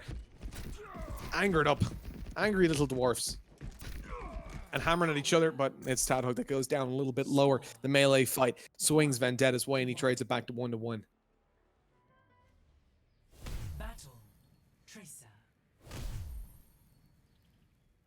We're tied up. We're in a spot now that Tadhug, I mean, definitely will be happy enough with being on a 1-1 scoreline. It's such a rough spot to try and win this against Vendetta, but he'll try to do it on the Tracer. Long-range fight's not leading all too much in his way. Somehow Vendetta's chipping so much more damage. These scatter shots. Is it down himself, though, and no recall to be popped just yet. Back to up to 121. Tad up close. He's swinging around the place like crazy with these TPs, but now he's out in the open, and Vendetta can just hunt him down with like triple the health. There was no way that was swinging his way. It's 2-1. Up above Vendetta, but quite a bit. Tadhug's going to try to do it on Zenyatta. The reverse sweep now has to come through. It's not too hard to do, though. Only 2 characters in a row have to go his way. Vendetta's pretty good on the hit scans, and you're looking at not a terrible switch up as you go towards Zenyatta. And the orb's not connecting all too much. Vendetta's got the high ground as well. Pops the Discord on him, has all the information to play with. Lands a full right click, and then right after, 2 balls to the face, shoving them right in there and making sure Tad has no route of escape. That is it, and Vendetta walks through with a round win up against Tadhug, leaving us over to the final battle of the round number 3. It's RC Panda taking on Ruddy, coming up on your screens in just a couple of seconds. First, we got to watch this final play from Vendetta. He had the high ground, Discord out, comes down, just 2 actually landed. Then he went over to the left click and finished it off. An unfortunate one for Tadhug, but he performed well. That May fight was certainly a sight to be witnessed. But Vendetta comes through as the heavy favorite, as expected, winning out that fight. We move over to the final game of round 3, like I said, before we get on to the upper bracket semi-finales. Down towards the lower bracket, let's see who's still in it. I mean, Faith has made it through. He'll be playing the winner of Super Soldier and Scrivsy. Let me refresh the bracket, just double check that hasn't already come through. Scroll. Yeah, so it's going to be younger Scally is still down there up against Faith. Helly has a couple of minutes to wait until she finds out who she's up against. Uzi is still making it through, actually took down Scally. And Drunk Dino waiting for an opponent who will be the loser of this match, I think. No, loser is C27, so Drunk Dino is going to be playing off against Tadhug. We're jumping into the next game, RC Panda and Ruddy, while I'm trying to figure out the brackets they've already gotten in and readied up. Mitchman, where would you come if you played in this? First, obviously. Come on. Oh, no. What a fast finish to it. Ruddy's just taken down in the first swing up that you see coming through. I'm expecting that kind of slower play. But no, they're just both swinging up to start it off, and only one of them swinging down alive. RC Panda coming through now on the Soldier with a 1-0 lead. And Ruddy over the opposite side. We're going to see the long-range soldier battles. Grathan, I'm sorry if I've cast or cursed you. You're the defending champion, though, so you gotta expect some pressure. Ruddy's winning at that duel, putting Orsi Panda slightly behind on HP. Heals are about to pop back up. Those rockets are huge. Ruddy can't afford to peek anymore. An absolute madman. The damage done. Orsi Panda's lit down pretty low by rockets that I didn't expect to see fired at any point. And we're up 200 to 200. Health is evened out. Both of them are going to have their abilities back online now in a second. Let me just switch over to confirm that. Yeah, they're pretty healthy on both. Orsi Panda has a slight advantage of having the rockets to play with. Heals go out a little bit later as well. Ruddy's got to avoid this combat, but wants to stay inside the heals. Rockets connected. Orsi's actually the one falling back. Ruddy trying to run after him, but it's not going to happen. Orsi's out of there. He's managed to avoid being completely deleted, and these heals should be popped as soon as the next fight starts. As both players have already received a couple of chips of damage. There it is. Both go down. The Helix rockets, though, are huge. Ruddy has to just hide. Surely. No, down to 80. Lit up so heavily with no heals to be popped back up for another 6 seconds out in the open. This is a very dangerous fight to take. And that's exactly why. Taken down as Orsi Panda wins out the duel and puts it 2-0. Grathan, what do you mean? I mean, Grathan, there is a grand prize. All right, I don't want to mess around here, Grathan. We're talking about one custom Irish Overwatch jersey. Are you crazy? This is what you're after. You're the defending champ. You got to get that jersey. Or you're gonna be sorely disappointed when you see it on someone else, and they'll have Grathan written on it. Because I already put in the order. I've already got Grathan on it. So I don't know what happens if you lose this one.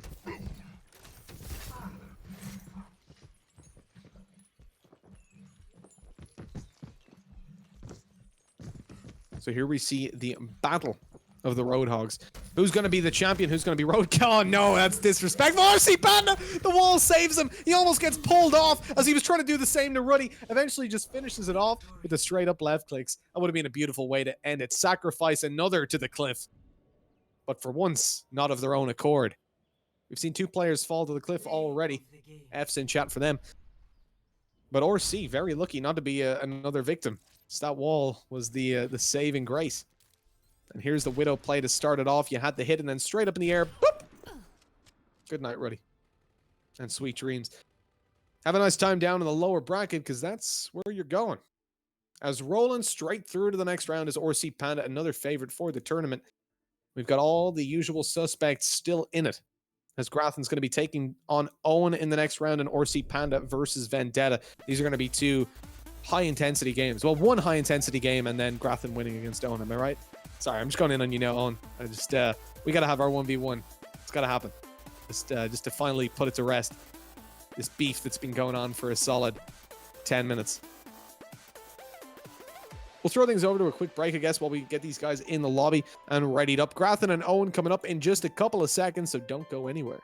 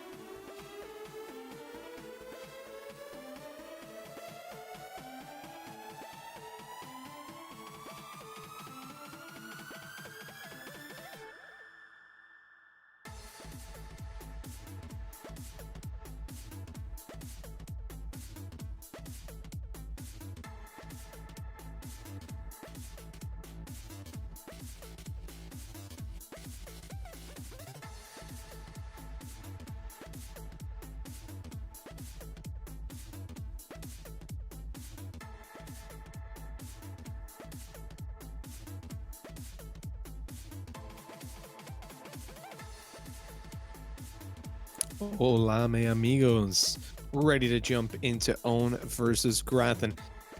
Round number 4 and the semi-finals of the upper bracket here in the Summer Grand Irish Standoff 1v1 tournament. We're starting it out with May a character that was more suited over on the previous 1v1 tournament in the winter series. But this time, let's see if the ice can withstand the sun. Well, one of them certainly can, as they'll have to. 1v1s only end one way, really. May has seen an interesting play before. Owen gets himself fully healed up and then tries to get the heals out. Wall up to allow him a little bit of time to avoid getting fully frozen. But it doesn't matter in the end because Grathan jumps on up there with him and takes him down. That's 1-0, starting it off in a dominant fashion. But now we're coming out towards Hanzo, somewhere that, again, I expect to see quite a bit from Grathan on. Jumping out of spawns early on, they've spotted each other, coming up on top of the wall. Sonic Arrow goes out, a little bit of information game towards Grathan as he knows exactly where to aim as he jumps out. Not able to connect the shots though, and eventually Storm's going to come through. Here it is, Owen's the last one to pop it. Nice shots connected by Grathan though. Owen has got to pull off this clutch. He's got to land 2 arrows towards Grathan or a headshot. He's so close to death right now, and if, oh, there it is! Grathan taken down, a swift shot from Owen to recover it and put it over 1-1. Tying up the series and leaving it into a close little battle between these guys. Grathan not going to have a comfortable lead to move on. Owen's out for blood after me calling it as an easy win for Grathan, a guaranteed one. We've put the fire under Owen, and let's see if he's going to be able to use it to burn Grathan as they move up close. Sleep Dark comes back up online, not going to land it. Oh my god, the trade! But it's just a fraction of a second better for Grathan, who comes up 2-1, and Grathan's not happy with the game. Nice video game. He pops out. He's the one winning it though, so you can't be too triggered. Obviously, just memeing towards Owen. I mean, 2-1. It's a hell of a way to lose it, knowing that you took out your opponent within a second, within a quarter of a second after killing him. But Owen's out for blood, and he should find this duel. All the health is in his favor, and he was still healing up as well. Hello. 2-2. Not a draw, Nude is asking. Well, I mean, I guess technically it is, but it's all about whoever finds the kill first. Even though it was a fraction of a second in it, at the end of the day, the kill went down first for Grathan. We're down 2-2. We're tying it up, and it's finishing here on Tracer. This is the last one. Owen's already pretty low. Hasn't put a recall in, so his health remains this low. He's just going for the fight. Up to 75. That recall only grants him 25 HP. Massively ahead here, Grathan, but he's being lit down low. No recall to play with either over on the red side, but he lands those last couple of shots, taking Owen out and putting it over 3-2. What a close series, but at the end of the day, Grathan comes out on top, despite the Ana being an interesting 1v1, we'll put it that way, and such a close finisher there on Tracer. It's painstakingly close, and let's hope we see these guys in the best of 3 at the end, or a little bit more from them throughout the tournament, because that was a hell of a fun game to watch. I'm sure once we finish here, we're going to jump down to the lower bracket, so it should be better. Grathan says you cursed only 2 rounds, so it's apologies for cursing you like that. Although to me it looked more like you were blessed. Avoiding dying in that Ana fight was a fraction of a second in it. We jump down to the next series, Vendetta and Orsi Panda. This I expect to be one of the closest games of the day, and what will definitely be one to remember. The semi-final. This defines who goes on to the upper bracket final to take on the defending champion Grathan, who's made it all the way through the bracket without losing a single game.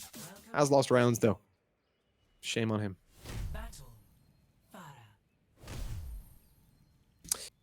It's a Pharah duel that's going to start us off. We're seeing rockets in mid-air coming through from both. This kind of range, you don't expect a whole lot to hit, although they are coming fairly close. It's getting scary at the moment. Vendetta actually takes a direct hit.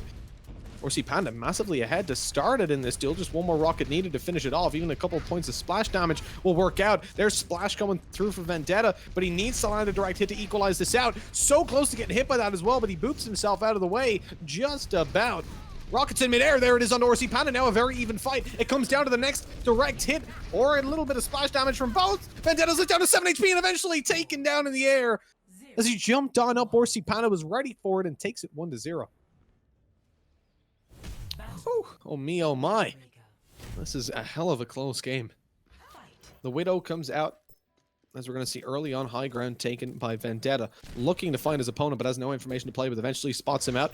Orsi Panda head peeking, baiting out the shots, and then looking for them directly after. Buys him a little bit more time, but he's not able to connect them just yet. Oh!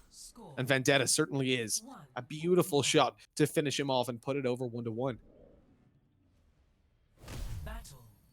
Baptiste. And Baptiste versus Baptiste on a tied up 1-1 scoreline. Again, we're going to see a close game as we expected. Ooh, Vendetta slightly short of the full jump up as the shot's connected here. Do favor him a little bit because he's got 88 HP and still the heals to be Score. popped somewhat late. 1. So Orsi Panda comes out and takes him down. Vendetta's not happy about that. WTF in chat. Battle. But he did wait a little bit to pop those heals, so Orsi was able to jump in, find the headshots, and take him down. You can, of course, out-damage the heals on Baptiste, using Baptiste. A big RIP, now 2-1. A hefty lead coming through from Orsi Panda, despite being massively behind in that previous matchup. And because Vendetta, had he fully healed up as well, would have had like a 40 to 60 health advantage, I think. It was hard to catch exactly what health they were on before they started healing. Vendetta jumps on through, not landing any of those little granadas just yet, but he catches him towards the top of the stairs. Orsi Panda now behind, no heals to come through. Vendetta starts to close in the distance. Flash damage not going to do a whole lot for him. Orsi Panda's still got enough to withstand some more splash, but not a direct hit. As he's taken down, legs ripped off of him, and it's 2-2. Or leg, really, is he's already missing one, I think. It's going all the way here in the semifinals. We're going to hit a third and final point for one of these guys, as Vendetta manages to connect it onto Orsi Panda. Straight away, one shot. I mean, this couldn't have worked out better for Vendetta, having the McCree as the final character. The deciding one, the jump shot is there, but Vendetta's pretty low as well. This close range is not a great place to take the fight, considering the flashbang is still in play. Vendetta might want to roll in here and try to flash himself, but he just straight jumps and takes the fight. Orsi Panda goes down 3-2, a valiant attempt against Vendetta, but not one that could go his way. And with the McCree in the end, Vendetta guarantees himself a spot in the finale. Not the grand final, but the upper bracket final, C31, which will be coming up on your screens in just a bit. But first, we see this shot from Orsi Panda. Splash damage right there, and then directly onto the foot of Vendetta before he could fly up in the air. He'll be moving on to the, as I said, upper bracket final, where he will take on Grathan. We're going to throw things over to a quick break before we jump into that game. Two of the predicted top ranking players in this 1v1 tournament will be facing off, so don't go anywhere. We'll be back in a few.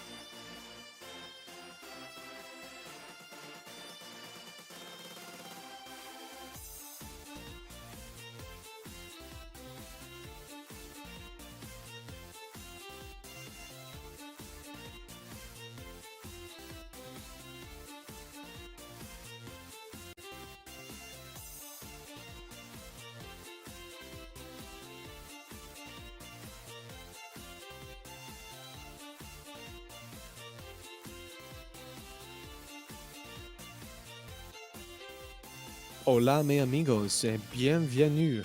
Castillo is our battleground for the upper bracket grand finale. I say grand finale, there's still going to be a grand final afterwards. The loser of this goes down to the lower bracket where they will fight their way to get back up and basically form a rematch. The winner goes straight through to the grand final of this whole tournament. I've pressed F1 again. Goddamn Twitch. But I'm back on Overwatch, back on F1. We're ready to go. Grathan up close and personal, already landing in the left click. But the charge actually goes towards Vendetta, who wins out the duel and finds an early lead of 1-0 in this fight. Grathan is behind. The defending champion might have to go through the lower bracket. Certainly will if he loses this, as Grathan has been looking on form, and it's just going to be a straight up hammer battle. And these boys are no strangers to being hammered. Although I hope they are, as for legal reasons. But, wink, wink. Shocking away with the hammer there, trying to get the damage. It looks like Grathan's won it easily, as Vendetta was just swinging at air. He maybe hammered himself, as he couldn't find the duel. It's Cold Hammer's OP, says Grathan. Sure. Pay to win. But we're tied up 1-1. We're nice and even, as we're going to see a Farah duel coming through. Grathan trying to bait out a shot before he jumped up in the air. Not landing anything just yet, but closes in the distance. They have to reload at the same time. Both getting direct hits, but Grathan's the first to get a rocket off and the first to win the duel. First and only, not surprisingly. Both of them can't win the duel, as it's 2-1 up. Nice shot called out by Vendetta, but he's behind now. Has to do the reverse sweep, and we're going to need a couple of nice shots from him. Watching this one from his perspective on the Zenyatta. He's already managed to land a Discord out there, so he's ready for the repeats coming through. Pre-fires from Grathan, who trades a Discord, I should say. Having landed those shots, though, we don't want to see the re-aggression. Vendetta goes out, and he's vulnerable to the headshot. It's easily landed. And Grathan, a.k.a. the champ, wins it out. No reverse sweep to come through from Vendetta, who will go down to the lower bracket. In the play of the game, we'll see Grathan, as we did on the Farah, landing this shot, trading, in fact, those initial rockets. But ultimately, he was just too quick getting off that second one. Look, straight away, as soon as he was reloaded, it fired towards his feet. That could have been a really interesting trade, though, because Vendetta's was super close to finding the hit as well. And we could have seen another draw of sorts, but with someone getting a fraction of a second win. But that is it. We're going to see Grathan move through to the grand finals. He's secured himself a spot there 2 seasons in a row, avoiding the lower bracket this time, as always, where Vendetta is now on his way towards. He'll be waiting in the grand finals of the lower bracket, and currently matches ongoing are Helly versus Youngs. Let me refresh just to make sure. You guys can probably drop an exclamation mark bracket in chat if you want to look at them yourselves, and of course it is up there on your screens. Darwin has thrown them up for you. We got Helly versus Thupa Soldier, aka youngest young Scally, the youngest, and he'll be the winner of that. Will be taking on the RC Panda, and then Owen and Tad Hug is already defined. That'll be going on in round 6.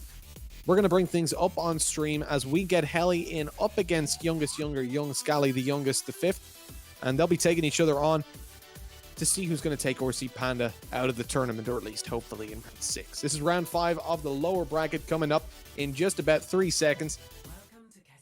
3, 2, 1. We're in already, and it's going to be the Genji versus Genji. Helly versus Thupa Soldier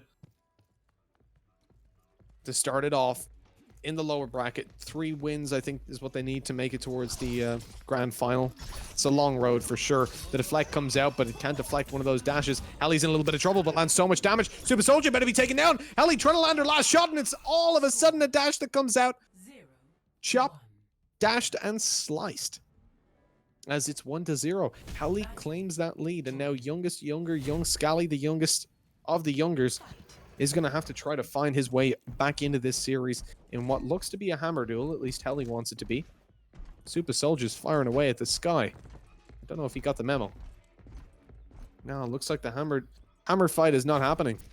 Helly's going to be disappointed, but lands a shot from afar, which certainly won't lead to too much disappointment. Certainly brightens the situation. Pre-firing for the run-up to happen. Shot returned. You're on equal HP. Another to be connected by younger Scally. As Helly needs to get out of there now. In a little bit of danger as the overload was about to dissipate. No more armor to help out in that fight. And you just want to wait. Young Scally, the youngest, has decided not to swing in with the hammer, and it has a huge HP advantage to show for it. Oh, and that shot connected is unfortunate to see. Helly trying to play the ballsy strategy, but she's been taken down. Battle. Junkrat.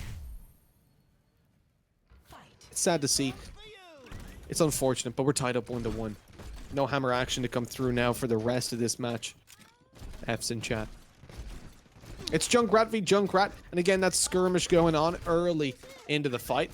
Mine used to try and close the distance and give a little bit of height, much harder to hit you up there. Nice chip damage done, and then a direct hit as Super Soldier is down very low.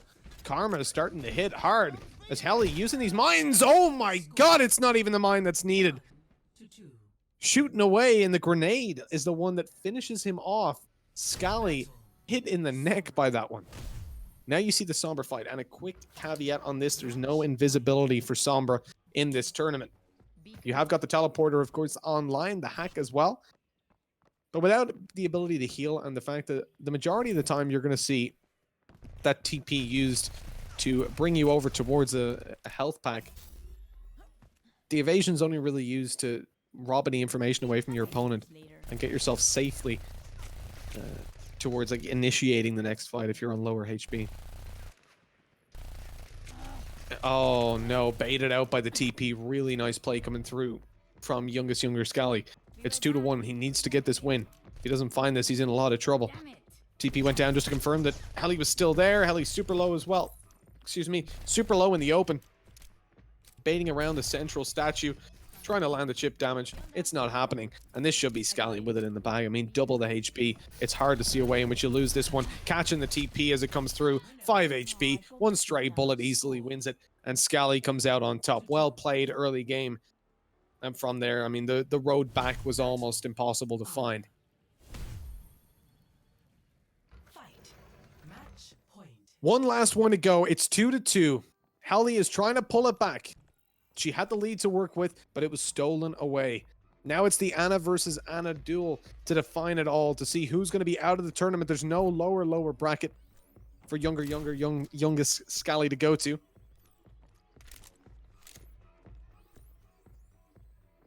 Or for Helly. We haven't got a special one just for Helly. So the winner of this goes through, continues on in the tournament. Helly's got the high ground to play with for the moment.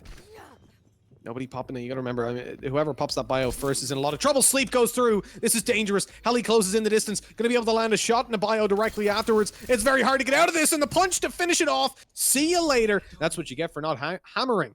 Young Scally, the youngest, is out of the tournament as Helly proceeds on through the lower bracket. And what a series it was, going all the way to 5.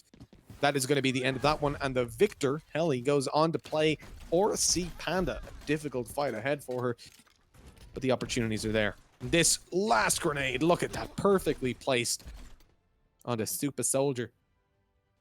It wasn't super enough to avoid that death.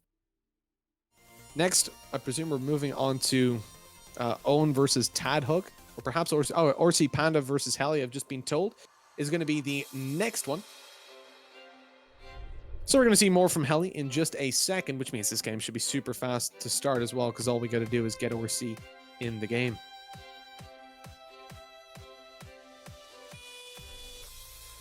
Can I please stop getting somber? Now that means the first character to be played. I was going to say first is going to be Somber, but no. Fight. Time to fight, says Orisa, I assume. I'm pretty sure it's Orisa on the voice line. Maybe it's not. If you know, let me know how wrong I am. I feel like they should get someone thematically for each one. Like when we go to Castillo, it should be like Eduardo. Some like future character from Spain. Be like, welcome to Castillo, my friends. I can do it for them if they want. Blizzard, I'm just saying I'm available for voice acting. Only non-Irish nationalities I'll do. Score. I'm particularly good at it. 1-0. Orsi Panda wins out the Genji fight as they're jumping around, throwing shurikens while I'm talking absolute trash. We're seeing it now, an Ashe come out. This is going to be a little bit more of a comfort ground versus what we saw previously. New hero, yeah, you're guaranteed. Eduardo is to be the newest hero. and he'll be voiced by me. He only talks about gratin potatoes and how delicious they are. The Ashe fight sees the coach gun, as people have been giving out that I don't call it. It's a shotgun, quite clearly. But anyways, being used for Heli to gain a little bit of high ground. Straight up, you're just going to see the fast on damage. This is dangerous with the dynamite. I mean, RC Panda dominates that early fight, close range, throwing the dino in and firing the shot onto it, immediately burning them alive. How does one Ashe? Heli asks in chat. It's all about that dino. You gotta love the dino. As soon as you get the information on where your opponent is, I mean, it's quite easy to dodge that dino into a room. Pop the shot on. Not a drunk dino. Oh no, Heli. Oh no! The orbs are landing on her consistently. She does return one, and the shield's coming back up. Doesn't leave too much of a disadvantage, especially with that one connected. Now RC Panda's actually forced into falling back, as a HP disadvantage was at play. The sim to possibly define the game. The orbs from RC Panda have given him a decent advantage. 50 HP on the board in his favor. I mean, I would be so surprised if we actually see an orb hit from this distance. Q an orb hitting from this distance. Now, the smaller ones you've got a better chance in. You can close off a lot of the control of the map, maybe confuse them a little bit, but those big ones, they're so visible. It's so obvious where they're going. Oh, now here we go. Now we've got a game. Now we've got a game in our hands. Small balls everywhere. Flying around like someone threw a bowl of peanut M&Ms. Now I want some peanut M&Ms. What have I done? I said before, those big orbs on that... Okay, you shouldn't be hitting those unless you're catching them unaware when they're coming around a corner that they can't see you. But somehow, that shot connected. More or less even HP at the moment. Still a left-click battle will favor RC Panda as long as they initiate at the same time. It's a rough one to pull back for Heli. Eventually, they're going to be forced down towards that cap point. And it's just really a sleepy battle until that point. No turrets for Symmetra as well, by the way. Teleporter goes through, and now the left-click fight's going down. Orbs around the point, though. This can be very, very advantageous for Heli. He manages to land one, equalizing the health a little bit. Oh, but RC Panda finds it up inside the bush. Heli being spotted. Now got the advantage in the fight in general, but I think RC missed a couple of those shots. It doesn't matter, though. The tracking wasn't there from Heli to find it, so RC wins in the end. And what was definitely the longest, most drawn-out fight of the day. But RC comes on top with the magical plays on Symmetra. It's all about that Ashe. I didn't see this from his perspective, but I think he heard her jumping down up close, had an idea. She didn't push, so immediately, once he spotted, down goes the dino, and then you can just swing in left clicking for days. That's the end of that one, the end of the lower bracket, and well, the lower bracket matchup there between RC Panda. Definitely the end of the lower bracket for Heli, who's made it to round 6, but not all the way, unfortunately, as RC Panda progresses through, and he'll be playing against the victor of Own versus Tadhug, what is sure to be a close match. And Own did perform very well in the upper bracket against Grathan, so I'd definitely be scared if I was Tadhug right now. We're going to throw things over to a very quick break, though. We'll be back in 1 minute with Tadhug versus Own, so don't go anywhere.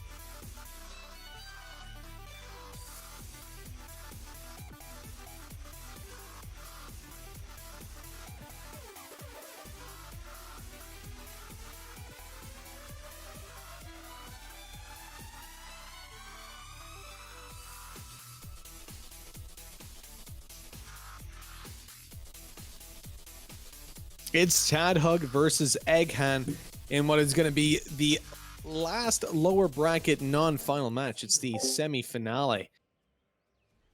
After this, we jump on into the winner of this versus Orsi Panda. The winner of that then goes on to play Vendetta, and the winner of that goes to the final best of 3. The final, which is a best in where Grothin's waiting for them towards the top of the scoreboard. Maintaining, I mean, at least he's got second guaranteed. Lucio's in play right now. Oh, very nice shots landed by Owen. He could actually pull this back. Tadhug looked to have dominated it early on, but gets meleeed. A Lucio v Lucio melee kill. Alrighty then. That's a first for me. So Lucio coming into it is has no healing. That's the only disabled ability. Everything else is up there for him. Obviously got that little bit of a speed boost to play with as well. Now we're looking at Doomfist. All abilities enabled. Just a good old Doomfist. Oh, that's a risky play out into the middle of the open. Punched back and jumped up into the air. The uppercut plays well for Owen as he lands a left click right afterwards, firing those shots out of his fists of fury. Owen looking good at the moment, leaving Tadhug in the dust. It's 2-0 with a Widow coming out. Owen 360s. Oh my god! Oh no! You can't do that! Egg ham sandwich just absolutely makes a meal of Tadhug. A 360 mid-air headshot. Get out of here, you absolute monster. Look at this. Oh, what? That was Doomfist. What's going on? Gave the Widow play of the game, then Doomfist jumping for half a second. All right, thanks. There we go. Okay, now it's working. Blizzard, what are you doing? 360 and then a headshot. Fades to death. That was absolutely incredible. Small indie company. I love it, Darwin. I love the BM. Well, look, that was interesting, but that was a hell of a shot from Owen. I mean, my God. And Owen just in chat in the game, 1v1 Mitchman. Hold on. I gotta type back. You wouldn't stand a chance. What an absolutely incredible play. I mean, Owen 3-0's Tadhug puts him out, and now we're looking towards the next match, which will still feature Egghan, but he's going to be up against Orsi Panda, trying to make a meal of him. Mitchman actually called out, you've been talking trash all day. That's how it works. We're going to have to get it done. All right, we'll get Rob on to cast it. Me and Owen 1v1ing. It'll be great. But we'll maybe play one first to see how it goes, and then maybe stream it. We'll see. We don't want to. I mean, we don't want to preemptively stream Owen getting destroyed. That would be a bit rude. So, yeah. What have I done? We're moving on to Castillo one more time, and there'll be a couple more times too. But I don't know. I just felt like saying one more time. It's Lucio to start it out. RNG? Question mark? No. We're going with the same characters every time. That's how RNG works. So Lucio has no heals, as we said before. You've been watching this since the last match, I assume. Orsi Panda comes in with a quick melee to finish it off. A couple of shots to the chest. And takes Owen down. Now you're on 1-0. But a much... well, a matchup that's not been as fast-paced as I suppose I expected it to be. A lot of the time you've seen soldiers playing very far apart. Oh, Owen popping the heals very early on there. I'm not sure how I feel about that, but he just hunts down the kill. Orsi Panda doesn't know how he feels about that either. He wasn't expecting it. Just got straight up dueled and taken down. Nice play by Owen to bring it back 1-1. Equalizing up the scoreline. Now the Sombra battle comes out. And this is one that can be annoying in general in the 1v1s in standard Overwatch, but there's no invisibility to play with, which helps you out a little bit. Owen's lit up early on, but nice headshots connected in return. This leaves Orsi Panda pretty low. As he TP's down, because he's low HP, obviously they both get to see where the other is. So the pre-fires should ultimately favor Orsi Panda. The TP being thrown out. That was a bit of a fake. Orsi Panda's ready for it, but not ready enough. Owen swings around and takes him down. He had no idea where he was, but as he spun through the map and spotted that he wasn't within his vision, eventually he looks towards the top of the stairs where the TP had been thrown. And what an incredible reverse sweep this has been already. Not a full reverse sweep because it's 1-0. Up in the air again. No 360 this time, and that's why he misses. Orsi Panda comes out on top in the early engagement. Doesn't actually get hit by that. Hit marker was just him actually shooting the dynamite. Oh, not able to return a shot, but luckily avoids any further damage from Orsi Panda, who has his coach gun back up online. The shotty in play. Dynamite comes through, but doesn't land a kill. That's let's just look at the dynamite that's stuck on top of a plant pot. Question mark. Either way, Orsi Panda lands a good shot to finish him off. So it comes down to Widow. Can he do it again? Can he actually do it again? Please, Owen. No 360. No 360, no win. It's that simple. What's the position here for Orsi Panda? He's playing passive towards the stairs. This is so risky. One headshot. That's all that's needed here. I think he spotted Owen out. So he knows roughly where he is. Owen seems to have the same kind of information, or at least the same kind of inclination. Orsi Panda goes up in the air. Not taken down too low, though, as the scope is a little bit quicker than expected. Down to 80 HP now. Orsi Panda still looking pretty good for health. A nice advantage to play with. As Orsi goes up again in the air. It's risky, leaving himself hanging. Owen's not hitting the shots just yet, though. Goes up himself. There's a little bit of poison to stop him taking the high ground effectively. It's going to be destroyed, but that gives away the information. He's at least around that rough area. Watching this from Owen's perspective, Orsi Panda goes out, swings with the grapple. Oh my god, Owen! What a shot! Up in the air, looking down on his opponent, and finds the headshot to finish him off. A massive amount of HP advantage goes towards his opponent, but Owen doesn't give a damn. Wipes the floor with him and takes it. Orsi Panda with the play of the game, but unfortunately it's the end of the game for him as he goes out in the lower bracket, and Owen to swing up against Vendetta. It's going to be, I imagine, probably one of the closer games of the day, because Vendetta had a close enough match against Orsi Panda, and Owen was almost knocking Grathan out. So this is the best of the best right now. It's only a standard BO1, what we've seen all the way along today. So there's still a decent chance for a kind of upset to come through. And again, like I said, with the way these guys are playing right now, it doesn't look like amazingly one-sided for Vendetta, although he was one of the favorites to make it through to the final in the end, and he made it in the upper bracket final. This is a good shot for Owen. He's got the chance to do it, and God, what a character to start it out on. Symmetra. Well, here we go, and Owen's calling out in the chat again, Mitchman, let's be having you. It's gonna have to happen now. There's just been too much talk around it. TP's gonna be destroyed, but hold on. In comes Owen. Lands a shot onto Vendetta. Still got shields that can recover all that health, though. So that early skirmish doesn't matter. Oh, that's a hurtful one. That has a real smack to it, getting hit by a fully charged up ball. The big ball play comes through for Vendetta, and he's got 20 HP advantage now. Really, these kind of duels are what matter for a Symmetra fight. You see this early skirmish, but eventually it comes down to the left click, and if you're able to have just 20 HP of an advantage, that's more than you need. Even a 5 HP advantage could carry you over the line. Oh, okay, it's returned onto Vendetta, fully charged as well. I think that leaves him in about the same situation. Shields being healed fully back up. And yeah, they're identical. 180. Oh, 121 now. Shields can still heal that up, so Vendetta has to hurry it down. But left clicking out now stops the heals from coming through from Owen. The regen's not going to be there for a little bit, and Owen's in a lot of trouble. This is Vendetta taking it across the line, even despite a second hit. It's now 1-0. Ooh. The way to start it. The advantage goes towards Vendetta, a player that has been doing pretty well today in general, but Owen's certainly not had weaker performances.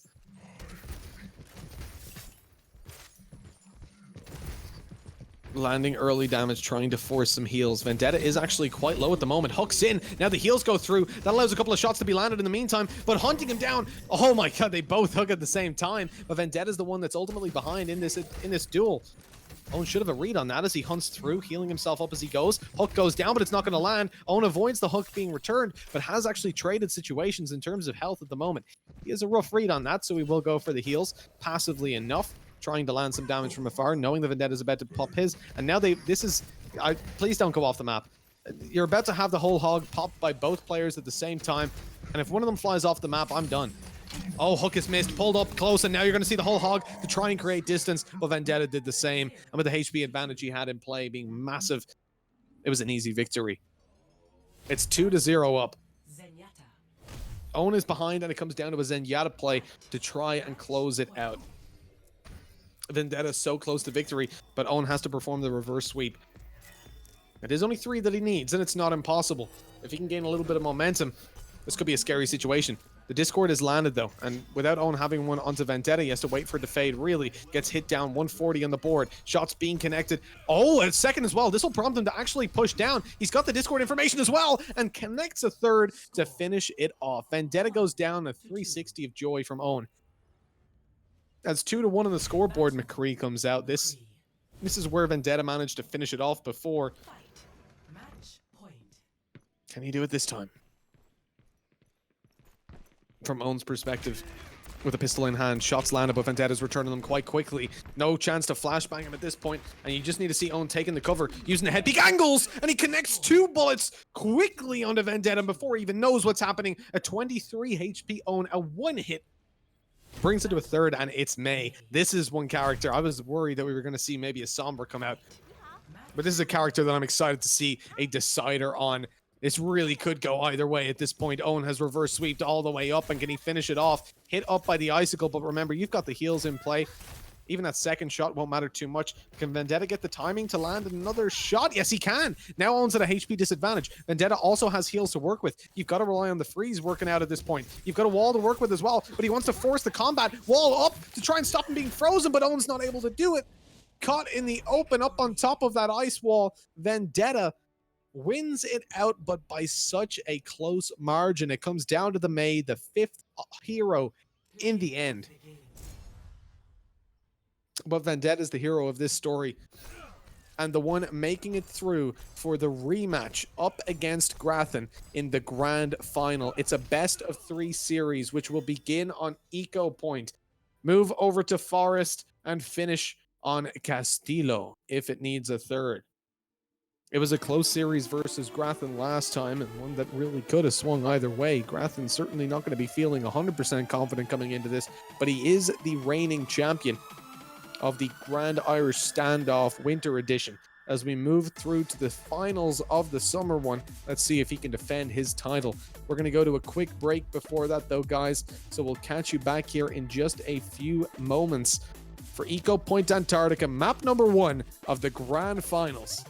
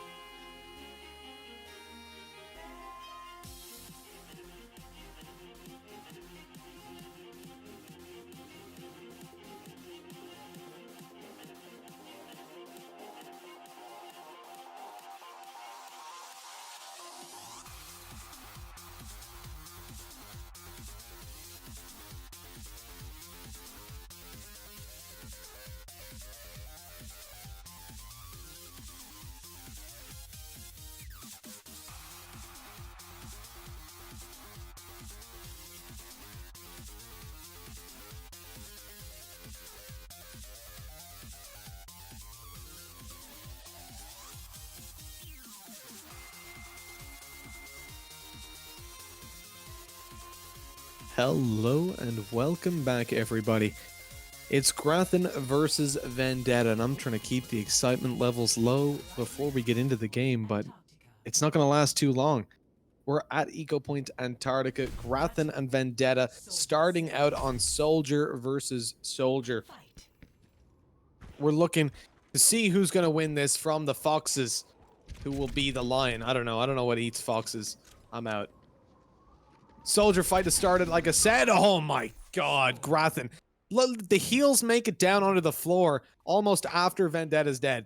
It's like, it's falling as he dies. The headshots landed and absolutely melting his opponent. It comes down to Ash, which is somewhere that Vendetta is going to be usually pretty happy, but giving this kind of hit scan into the hands of Grathan, I mean, this is playing out perfectly for him. Shot connected to start it off by both players. Vendetta's close to finishing Grathan off, just on 8 HP. Dynamite comes through. Grathan's got to avoid it.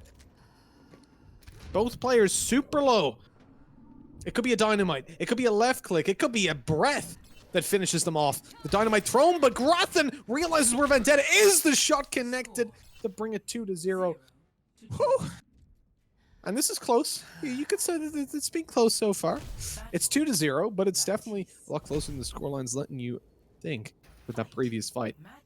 As it comes down to Baptiste again, a character that effectively in this matchup plays towards a hit scan roll with a little bit of healing, very similar to Soldier, but with jumpier legs. Shots connected early on. Vendetta pops his heals. Now the damage that's done actually matters. Grathan's forced into using his as well, though. Returning that damage was very crucial for Vendetta because it meant he didn't get hunted down aimlessly.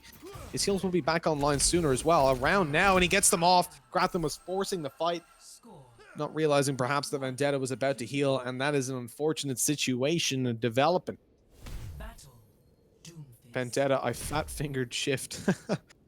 The heals did come in a little bit early in the first fight, but it still worked out pretty well for him towards the end.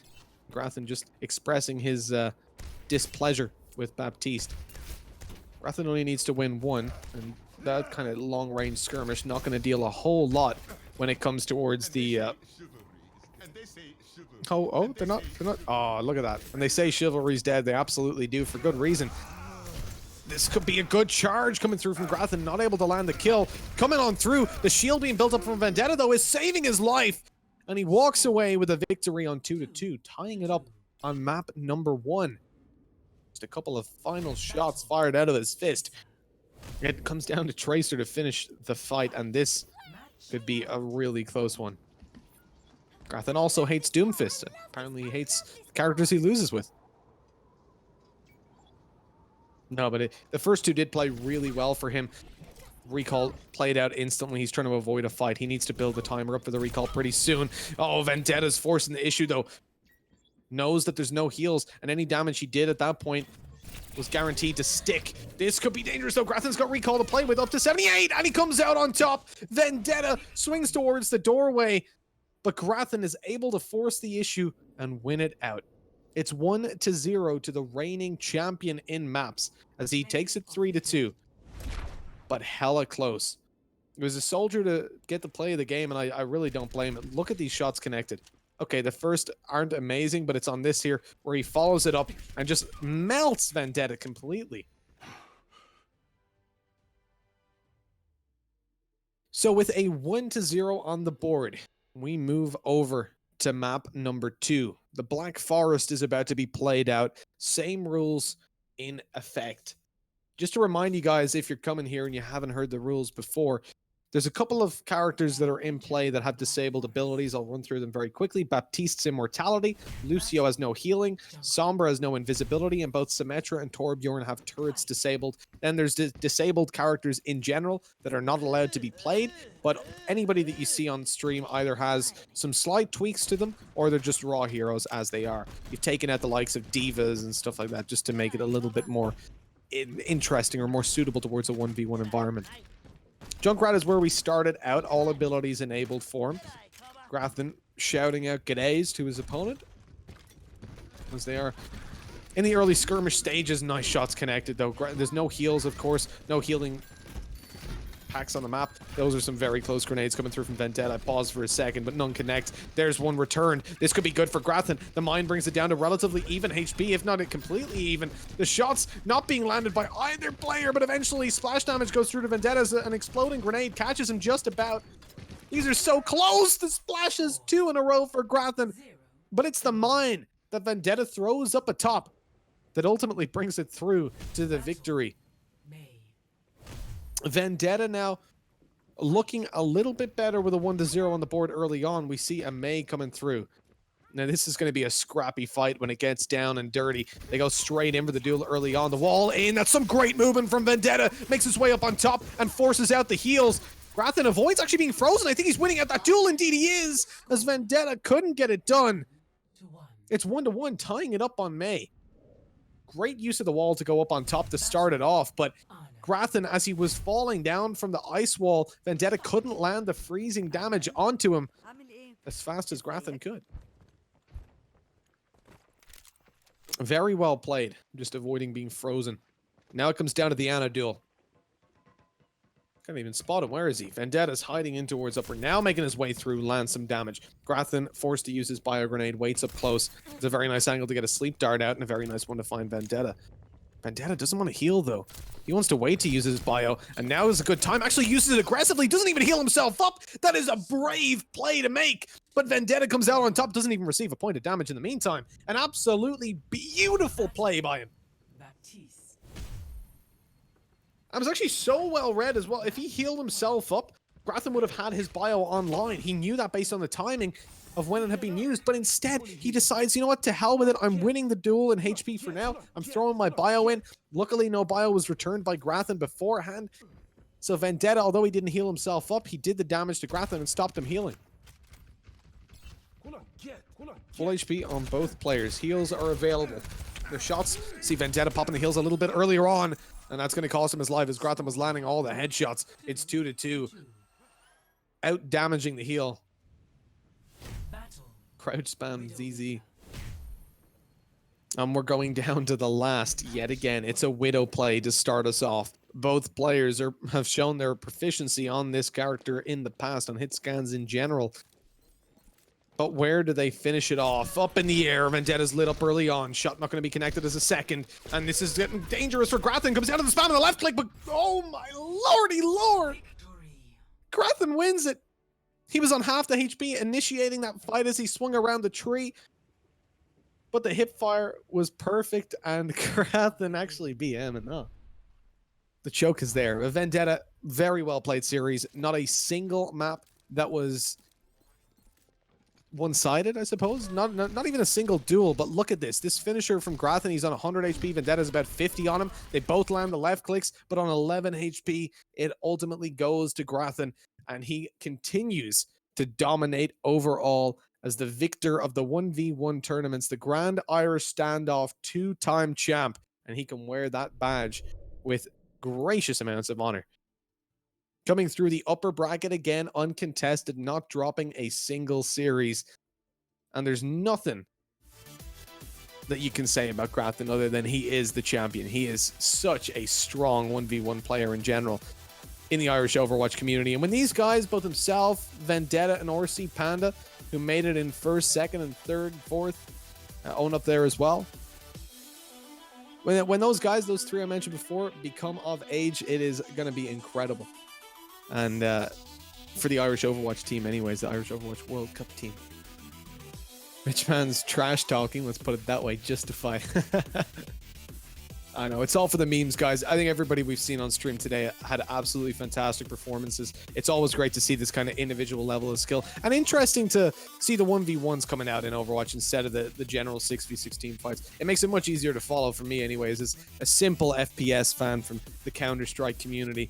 It's more my pace, shall we say, when we move over towards those 1v1s. And much easier for me to judge kind of who's playing well, who's not. And I got to say, congrats to everybody that's been playing today. Whether you only made it through 1 or 2 rounds or made it all the way to the end, it's been a lot of fun. I'm certainly enjoying these, but we won't be back for a little while as we've got to go over towards the autumn Grand Irish Standoff. You've won yourself a jersey, Grathan. to go alongside your Foxes. Congratulations, GG's in chat for Young Grathan and for Vendetta for being a great sport and making it a very competitive best of 3. Even though it was a 2-0, every single one was 5 points played out down to the last character. But Grathan manages to edge out the victory. That's the end of the show for today, guys. My name is Mitch. I hope you've enjoyed the show. On production, we've had Darwin doing a great old job making sure you guys catch all the action and weren't pressing F1 on Twitch, and you got to commend him for that because I've done it a couple times today. Without further ado, though, we will close the show out. Leave it to you guys to go play a little bit of Overwatch, chill out, and try to replicate what you've seen on stream here today, because there has certainly been a lot to learn from. It's always a pleasure, but it has to come to an end. Good night, sweet dreams, and farewell, guys. Catch you in the next one.